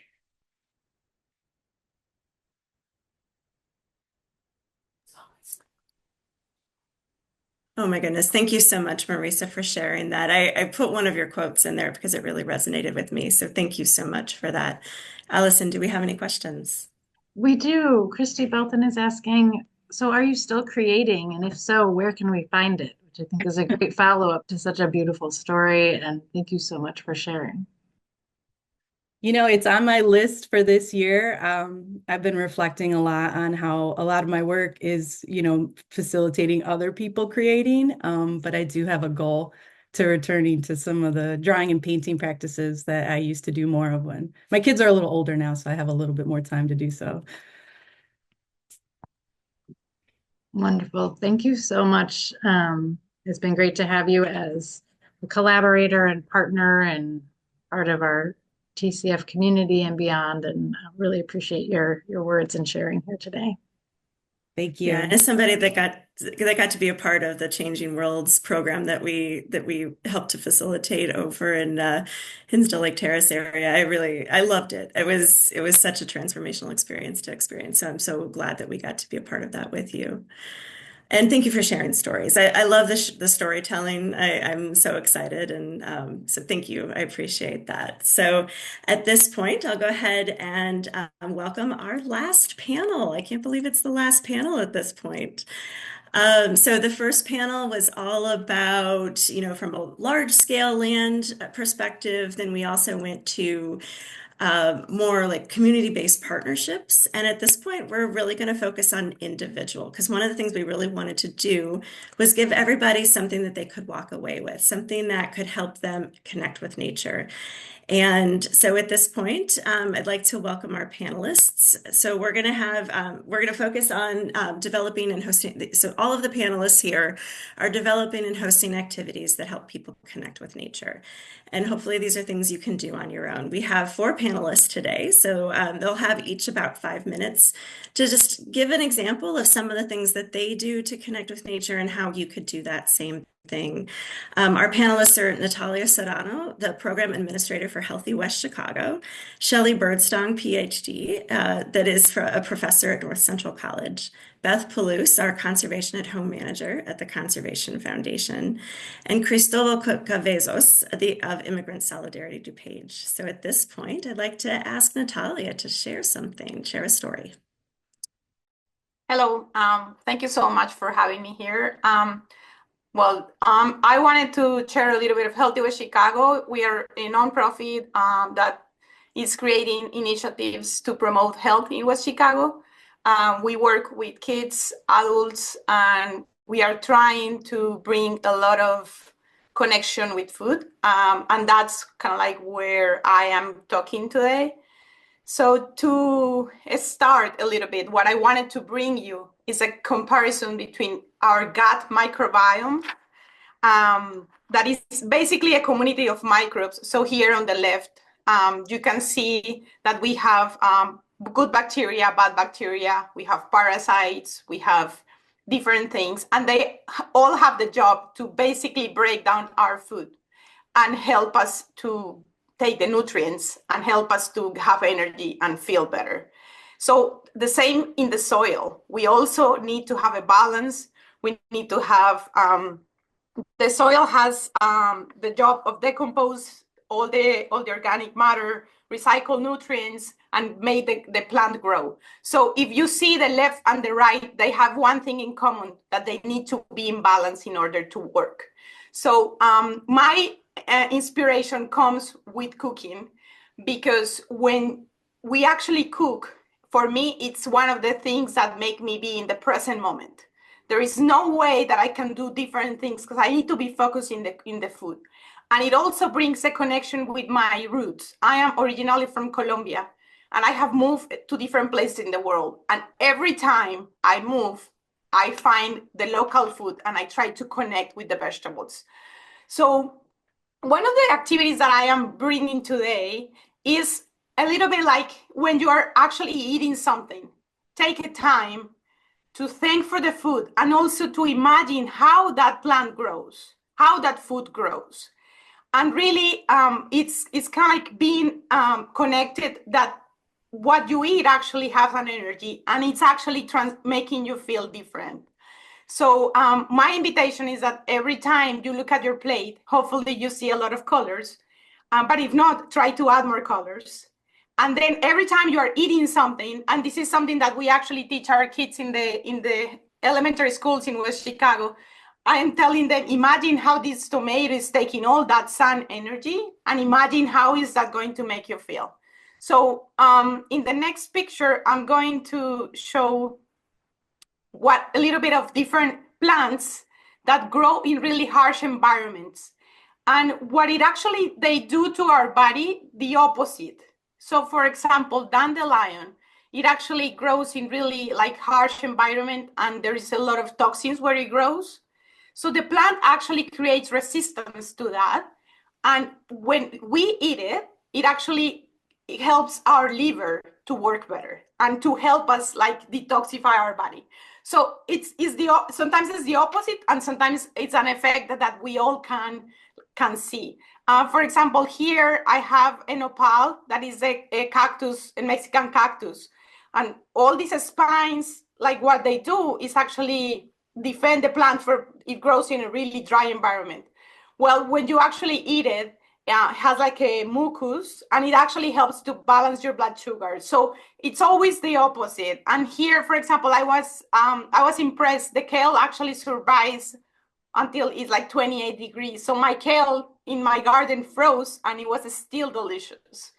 And then I have chia seeds that basically grow in a really like high altitude environment where it's really hard to grow things, but chia grows there. So those are like examples of things that an exercise that I do and that I teach to the kids in the program, or we teach in this program that we have in the school.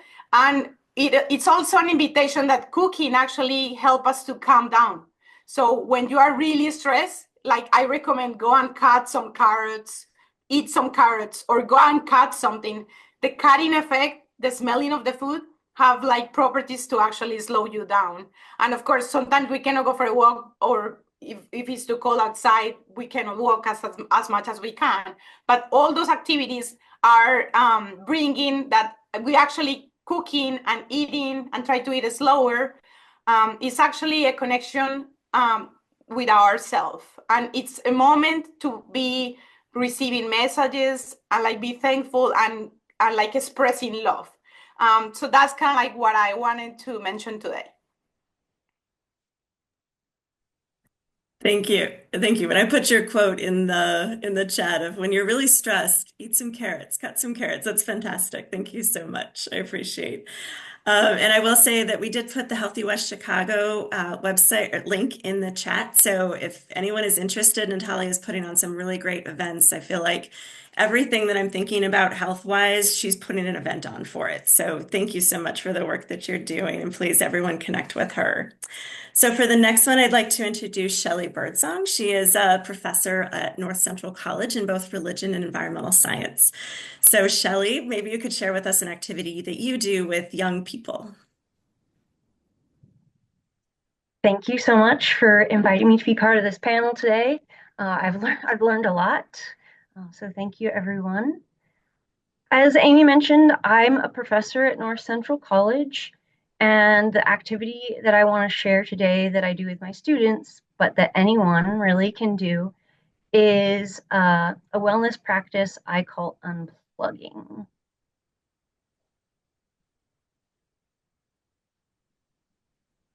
There we go. And so I do this with students in one of my classes called Nature and Wellbeing. Delay. So the storytelling part and the personal part of this is that in my own college experience, I went to a study away program in Yosemite National Park. It was called the High Sierra Semester with Zoo Pacific University. And really, that was when cell phones were like not that popular. I definitely did not have one. But I loved being in nature, and the program really focused on kind of holistic wellness, particularly ecological, spiritual, and intellectual wellness. And the integration of those things really meant a great deal to me. So much so that when I became a professor in 2014, I actually went back and became a professor at the High Sierra program. So these pictures that you see here on the left are largely from, or I shouldn't say that, the top ones are in 2001 when I was a student, and the bottom ones are from 2014 when I went back as a professor. And then in 2015, I came to North Central Illinois, and I really wanted to bring some kind of small piece of the High Sierra program with me to North Central College.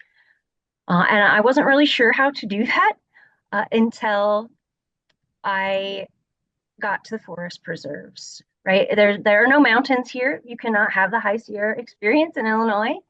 But I found the DuPage Forest Preserves. So shout out to the forest preserves. I love them. They became my home. They became my refuge. And I wanted to share that experience with my own students. So now I take them to the forest preserves.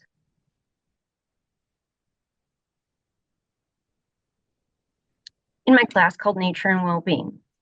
Ultimately, the goal of this class is to explore holistic wellness and obviously to introduce them to the various forest preserves, which you cannot imagine how many of them have never visited, even if they have lived in DuPage County their whole lives.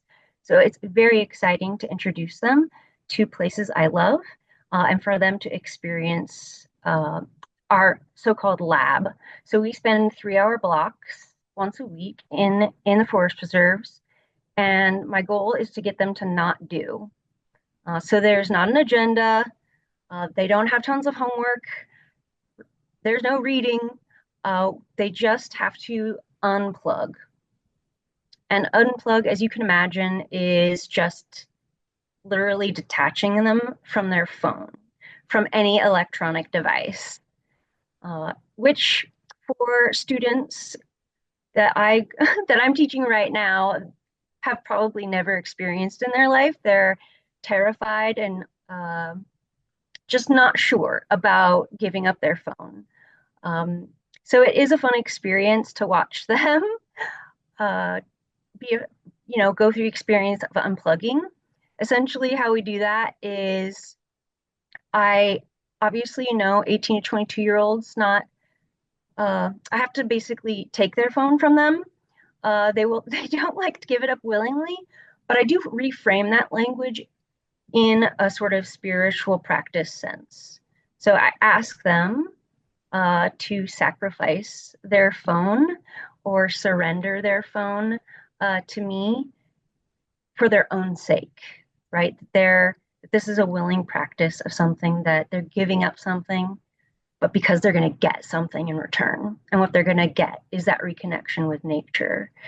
And I would have to say, after 8 weeks of doing this, my students almost unanimously love this and vow to do it, continue to do it in the forest preserves, to bring their families and friends back to the forest preserves and unplug together. So it's a very enriching practice, and it's something that I believe we can all do. Even myself, who is not a fan of technology all the time, it's easy for me to unplug, but I know the longer we are connected, plugged into the technological world, the more we actually need to unplug. So I invite you to do so. And I'm happy to take questions if I'm allowed. Yeah, we'll do questions at the end, so thank you. I will say that as someone who has children that are nearing this age, I know that they have kind of a love-hate relationship with their phones, right? Like they love them because everyone else has them, but the opportunity that you provide for them where literally nobody can have them is a very special experience. And I know that, obviously you're going to go through a little bit of a detox, but I could see why that would be very powerful for them. So thank you for sharing that. We'll go to Beth. She's going to be our next panelist, and Beth Palouse is our Conservation at Home manager here at the Conservation Foundation. So part of her job is actually going into people's yards and talking about sustainable landscaping practices and things people can do to better the environment that they control, right? So Beth, if you wouldn't mind just sharing a little bit about the Conservation at Home program, but also what you do, like how do you think getting your hands dirty and planting can help people connect with nature? Thanks, Amy. Sounds good. I can jump right in. First, by sharing my own personal experience with connecting with nature by just digging in and getting my hands dirty in my own yard. We moved into our house about 14 years ago now, and when we did, the people ahead of us, they ripped out every tree, plant, shrub, everything that had been in the yard, and left the root systems of the trees. So was left with a very bumpy wall-to-wall carpet of turf grass that was full of weeds and things as well, because they didn't really take care of it. But in a way, though, it was a blessing because I was able to have a clean slate to learn from. I started out with not really a ton of knowledge about gardening or even native plants at that point, but really jumped in and used it as my palette to bring some more color to our yard. As you can see on the left-hand picture, that was our yard a couple years after moving in, and we had just planted a little baby magnolia tree that's kind of looks like it's barely surviving there.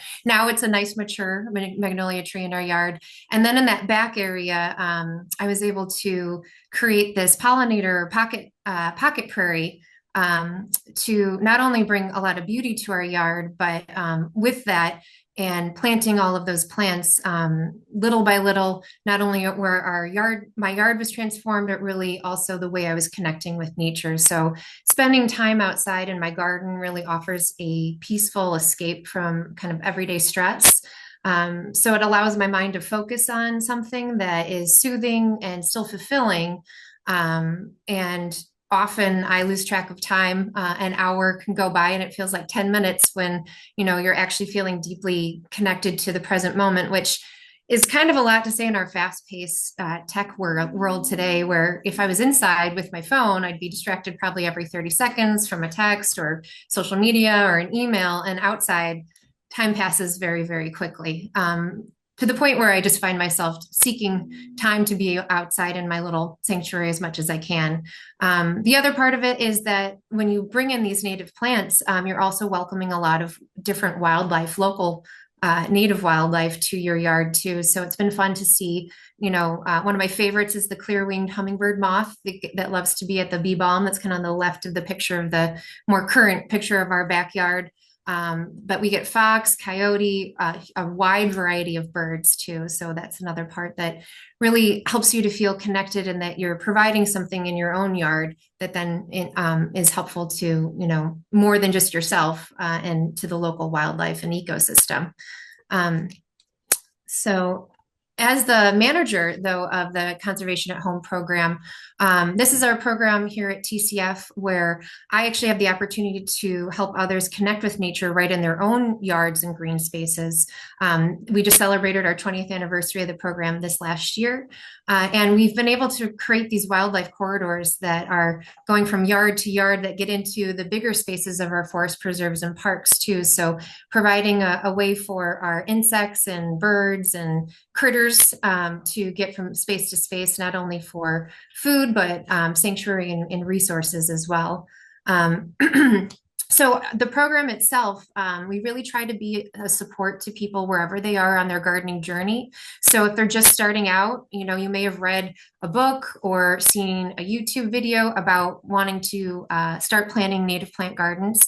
And sometimes then you walk out your own back door and don't know where to start, or it feels just completely overwhelming. And that's where we come in. We provide free consultations to help people figure out where to start and identify areas of their yard where certain plants would work best, or addressing rainwater issues, that sort of thing. The other part of the program too, though, is that when people are already doing these sustainable practices in their yards, we like to recognize that by providing one of these yard signs, as you can see here in the slide, so that you can proudly display it and show your neighbors what conservation and how beautiful conservation can look like in our suburban yards and areas. And it also ends up being a conversation starter a lot of times with your neighbors, especially with neighbors that might think the ideal is, wall-to-wall carpeting of turf grass, like the people that were ahead of us at our own house. It starts to change minds and open up conversations. So by connecting with nature in your own yard, you can then kind of create that ripple effect, offering your neighbors an opportunity to connect with nature as well. If you'd like to sign up for a free yard consultation, we are not currently doing them right now in January with the snow on the ground, but we are starting to take, if you're looking forward to it, we can then, if you can fill out our form with the QR code or at the URL at the bottom of this slide, we will be contacting people coming spring when things start to green up and we can hit the ground running there too. So I really just encourage you to create your own sanctuary space, no matter what size green space you have, whether that's acres of land, or even if it's just on your front stoop, putting a nice potted plant there. And native plants actually can be placed in pots. There's a good long list of them. Even with their deep root systems, they can survive, hence the purple coneflower we have here on the slide as well. But when you start to put nature and connect with nature more consciously or even subconsciously, you start to notice the changes of the seasons a little bit differently. You start to notice different insects or birds that are coming to the yard and, kind of feeling more connected in that way. Or even a new bloom on the flowers that you've planted. And these experiences, even if it's just the 30 seconds that you walk from your car to your back door, and you end up noticing the potted plant that you have on your porch, it can really help to ground you and kind of give you that a couple seconds of calm and connection with nature there. From my own experience, again, I really find myself seeking out opportunities to be outside in the sanctuary area that I've created in our own green space. So I do encourage you to start small, though. You don't want to be overwhelmed and stressed out by something that's supposed to help with stress and your mental health. Whether that's carving out a small area in your lawn or just, again, starting with one potted plant on your porch. In the end, creating your own sanctuary, no matter what the size, is an invitation to embrace the peace and joy that nature can offer, one small step at a time. All right, thank you, Beth. 20 years, that's a very long time to have this program going, and I'm sure there's hundreds and hundreds of yards that have been certified, including my own, so thank you so much. And our last presenter, I'd like to introduce Cristobal.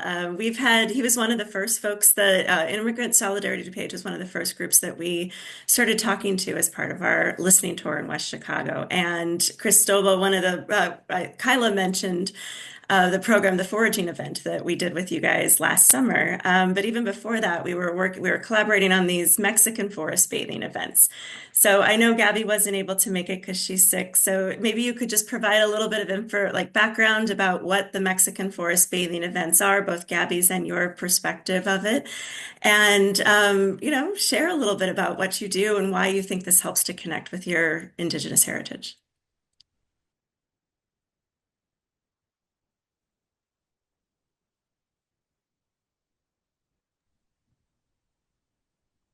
Cristobal? Good morning, Amy. Can you hear me? I can, yes. Let me put your video on. There you go. Or if you could start your video so people can see you. There you go. Good morning, everybody. It's good to see everybody here. Beth and Maritza, Amy, Ellis, and some of my favorite people here. We are Immigrant Solidarity DuPage, and we organize in the immigrant community, factory workers, low-wage workers. We really try to build the dignity and the decency of some of the lowest waged, most alienated folks in the county. And we're really just so appreciative to the Conservation Foundation, to TCF, for giving us the opportunity to carry out a restoration of our soul.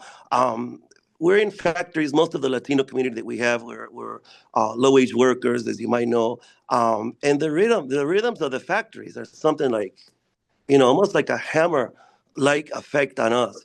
And it's affected our community organizing, it's affected our confidence, it's affected our sense of grounding. Latino women are actually the number one most depressed, and they are the Latino community most full of anxiety. So we have, with Allison, I remember I went to my first forest bathing with you, Allison. I really appreciate that. We have decolonized. We're working to decolonize our community. As you might know, there's a very difficult political situation right now. A political system that's saying we don't belong here. We're not from here. This is not our land. We have no right to be here. And nature, as one of the comrades in our group likes to say, if I don't have papers with the country, I have papers with Mother Nature. If I don't belong here, according to the political system, according to the nature system, we very much belong here. With this initiative of forest bathing, we call it the Toltecan Initiative. We're trying to build, in the face of alienation, in the face of high stress, in the face of factory jobs that we work, industrial jobs that just, zip it, take away our soul, going back to nature, doing these forest bathings, turning off our mind, and letting nature heal us. As you mentioned, Amy, we have indigenous, many of us in the Mexican community in particular, the majority of our base, we have indigenous roots. And by going out in nature, we've really had that sense of restoration, that sense of recuperation of our soul, of our confidence, working in community. So we go out in nature, we celebrate all the solstices, we celebrate all the equinox. We do, for different days like Earth Day, we do drum circles. And that's one of the big things. The drum has been something that's been key to us to just kind of going back to our ancestors. Our ancestors played the drum. The drum represents the heartbeat of the world. It represents the first sound we ever heard in our mother's womb. So we don't just go into nature passively. We want to really go into nature, what's been called deep ecology. Deep ecology is connecting with the land. It's connecting with the soul of the land. It's connecting with our native ancestors. So we'll go out into nature. We'll groove with the water, with the sun, with the wind, with the land itself. And something we do in our particular forest bathings is we do the drum. We'll do envisioning exercises, what's called the ensueño, or the meditative exercises, vision quests. This again, we did a poll in our group. The majority of the people in the group no longer go to church. So we're trying to kind of rebuild a spirituality, but a native spirituality based on community love, connection with the land, activity, exercise of our bodies. We're trying to, the Latino community, we're leading in diabetes, obesity, as I mentioned, stress, cholesterol levels. So getting people outside here, and really just, as I mentioned before, decolonizing our mind. A lot of times, again, we're in a system that's told we don't belong here. But when we're out at Black Wolf Forest Preserve, when we're out at Klein Creek Farm, when we're out at the Churchill Woods, we connect at a very deep level with where we are. We ground ourselves. Women and men have come up to us after these events and just say, I wish this event can continue all day long. Because it's really just reframing our spirituality and our appreciation of this land. Emiliano Zapata, the great Mexican hero, once said, "The land belongs to the people that work it." And that's true. And when we feel we're out there, we actually feel that the land also belongs to the ones that love it. Because at the core of our forest bathing is that appreciation. We appreciate this land. We appreciate this forest. We appreciate the river, the Salt Creek, the DuPage River. Just feeling this appreciation, this love, really puts us into this new groove, this new chip, where before we felt like strangers, the land makes us feel like we very much belong here. Where before we feel we're just a wandering population, Mother Nature opens up her arms. So in this coming year, we want to go back out, celebrating the spring equinox, the summer solstice, all of these events again, and even getting more once a month drum circles. Drum circles we found just a super way to heal to heal the people that take part in them. We did a drum circle at the end of the year last year, and we started to play the drums, and we all got lost in that circle. Where after about 5-10 minutes, I was just watching my hands hit the drum, and watching the people around me as we were grooving, and just something was coming out, and what I feel is that soul life, and what more beautiful thing than adding community and spirituality. And this is exactly what we've been able to do with these forest walks. And we're just so appreciative.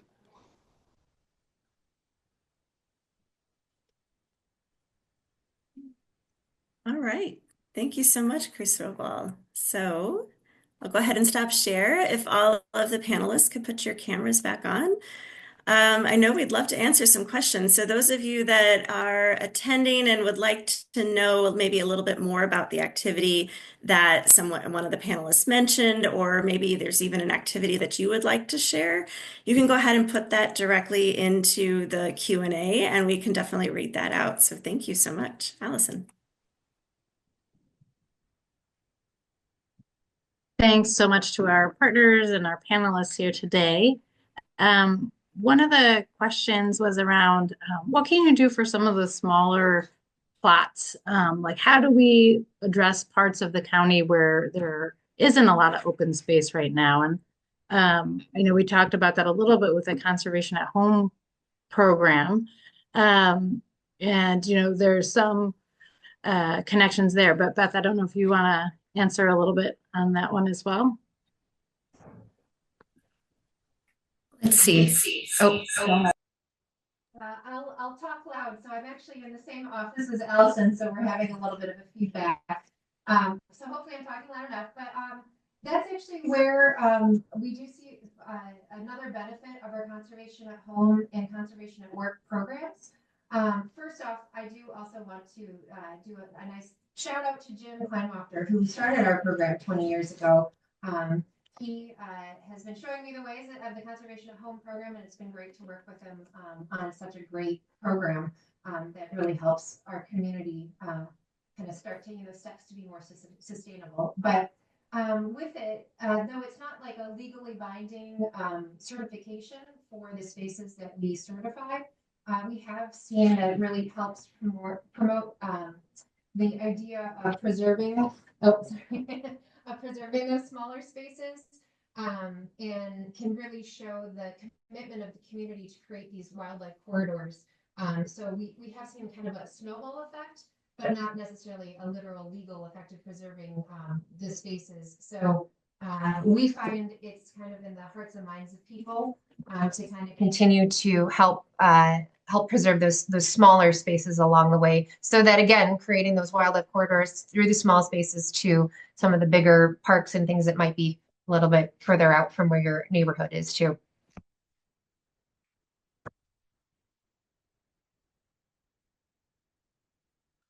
Thanks, Beth. I appreciate that quite a bit. There are a lot of things coming in the chat about just how inspiring this morning has been.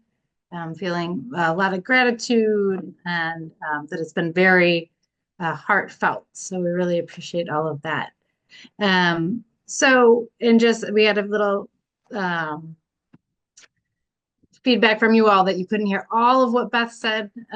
Obviously, I'm in the lake and she's in a field, so it didn't come across as we thought. But I will also add to what she said that as a land trust 20 years ago, we had a lot of, single family home owners contacting us and saying, what can I do? I can't purchase big plots of land.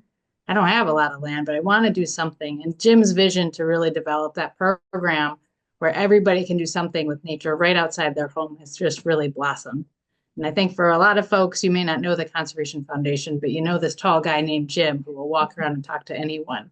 And it really comes back to what we've heard a lot about here today, which is the need for deepening relationships. And it's all about those relationships as well.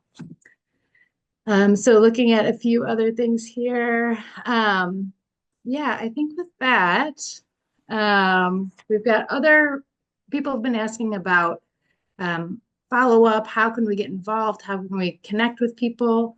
We'll be sharing out a whole lot of resources coming out of this as well. So you can get in touch with any of our speakers here as well. We'll share out some of the stuff that's happening here as well. We've got a shout out for the Pollinator Blitz with the DuPage Monarch Project that's happening on March 15th. We'll plug that in for folks as well. All right, are there any other questions that came in here? All right. I don't have other questions here at the moment that I'm seeing. I think we can dive into our recap a little bit. And I think as last panel, there's just been so many good things that have come out of this. And I feel like you may have heard a lot of our different messages reiterated over the course of the day, and hope that this has resonated with you. And I want to kick it off with just a very deep sense of gratitude. Molly, you mentioned this is my first summit. For a lot of you, it is your first summit, and it may look different than some of our previous summits. And this has really been built on the relationships and the grace that you all have had with us as we, as an organization, have made some of those shifts from that conservation 1.0 to the 2.0. And I think what that 2.0 looks like and feels like and tastes like and smells like is really still being developed. And it's really in part because of the wonderful partnership with many of the folks here on this webinar today. A few just key takeaways we wanted to share with you all. The importance of listening and learning. Sometimes it can be really slow, and that's good. And I really want to call out, we care about land and this open space in our healthy communities. Brooke's words on it's about protection is really in relationships, not just in the legalese. And I think that's a really important thing for us to think about.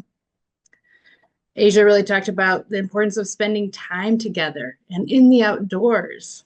And I think we heard so many great cases of how people are doing that and connecting to the outdoors, even if it's across borders, to be able to find ways to spend time together, and how we can really be in deep relationships so that we shift from that if we build it, they will come model to the let's be in conversation and co-create together. I'm deeply grateful for Billy and Marisa for sharing their stories, and just want to reiterate Billy's call for us to reflect on our why.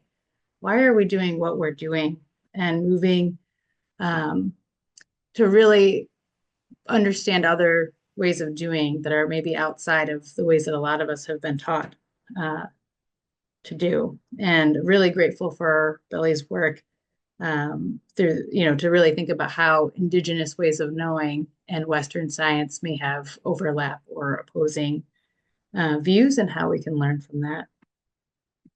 And thank you, Marisa, not only for sharing your story about being a kid to color outside the lines, but for being a kid who continues to color outside the lines as one of our Inclusion Council members and collaborators, and always pushing us to do better as well. We heard a lot of the presenters give shouts out to the Forest Preserve of DuPage County, and it was great to hear about their particular programs as well. And also that great gratitude towards the residents of DuPage County for having so strongly supported the recent referenda to continuing the investment in the green and open spaces here in DuPage County. And so as we think about these spaces are for you. Open spaces are for you. And I love the way Molly put that very clearly. And it's really our intention that everyone has that feeling of inclusion and belonging in our green open spaces. And thanks, Trinity, for those beautiful signs that I think we're all going to be emailing you about immediately. And just thinking about how this isn't just about trees in the ground, but this is about really building communities and relationships. And I know in my own particular community, Trinity and the role that you all have played has been really transformational, and we're really grateful for that. So we invite you all to find those connections, like Hannah said, that are mutually beneficial, where you find that overlap, and to look at nature in all the different places, to look across borders. check out Casa Michoacan and the art that they have up in their center that's just visually just so amazing and really helps bring together those connections, human and pollinator and well beyond. And while you're at home eating your carrots, thank you, Natalia, for the encouragement to really think about, look at your plate. What are you eating? Where did it come from? Where is it going? And using cooking as a way to really connect deeply to our environment. So the outdoors are everywhere, and we're really hopeful that you all will continue to get outside, cultivate those spaces that are close to home, whether it's in a pot or a plot or a backyard, and really continue to check out ourselves and the partners listed here on ways that you can learn and deepen your own knowledge and connect with others in the outdoors. And as Cristobal said, just looking at how that it isn't just about restoring nature, it's about restoring ourselves and sort of a deep kind of soulful connection to the communities where we live and the people who are in them. So thank you. Thank you so much for everybody's participation here today. You'll be receiving other follow-up information, which Amy knows all about. So I'll let her talk about that as well. Thank you. All right. Thank you so much, Allison, for sharing your gift of synthesis. I always admire people that are able to take so much information over 3 hours in a morning and, succinctly describe it in 5 minutes. So I really, truly appreciate that gift that you have. We really just want to say thank you to everyone for joining us for our DuPage Environmental Summit. Thank you to our sponsors, DuPage County, DuPage Foundation, the Forest Preserve District of DuPage County, Christopher Burke Engineering, and Bedrock Earthscapes for making this happen. I'm also going to share one last slide, and that is going to be a survey link. So please, we'll go ahead and put the survey link actually in the chat as well, but also there's a QR code. If you're not watching it from your phone, you can scan that. We'd really like to know what you think. We really want to know what you thought about this particular summit, as well as, how we could improve, because all of your feedback helps inform the programs that we offer at the Conservation Foundation. So with that, we will give you 5 more minutes back of your day. And thank you, everyone. Please stay warm. Enjoy the balmy 32 degrees, and we will see you at an event soon. Thank you.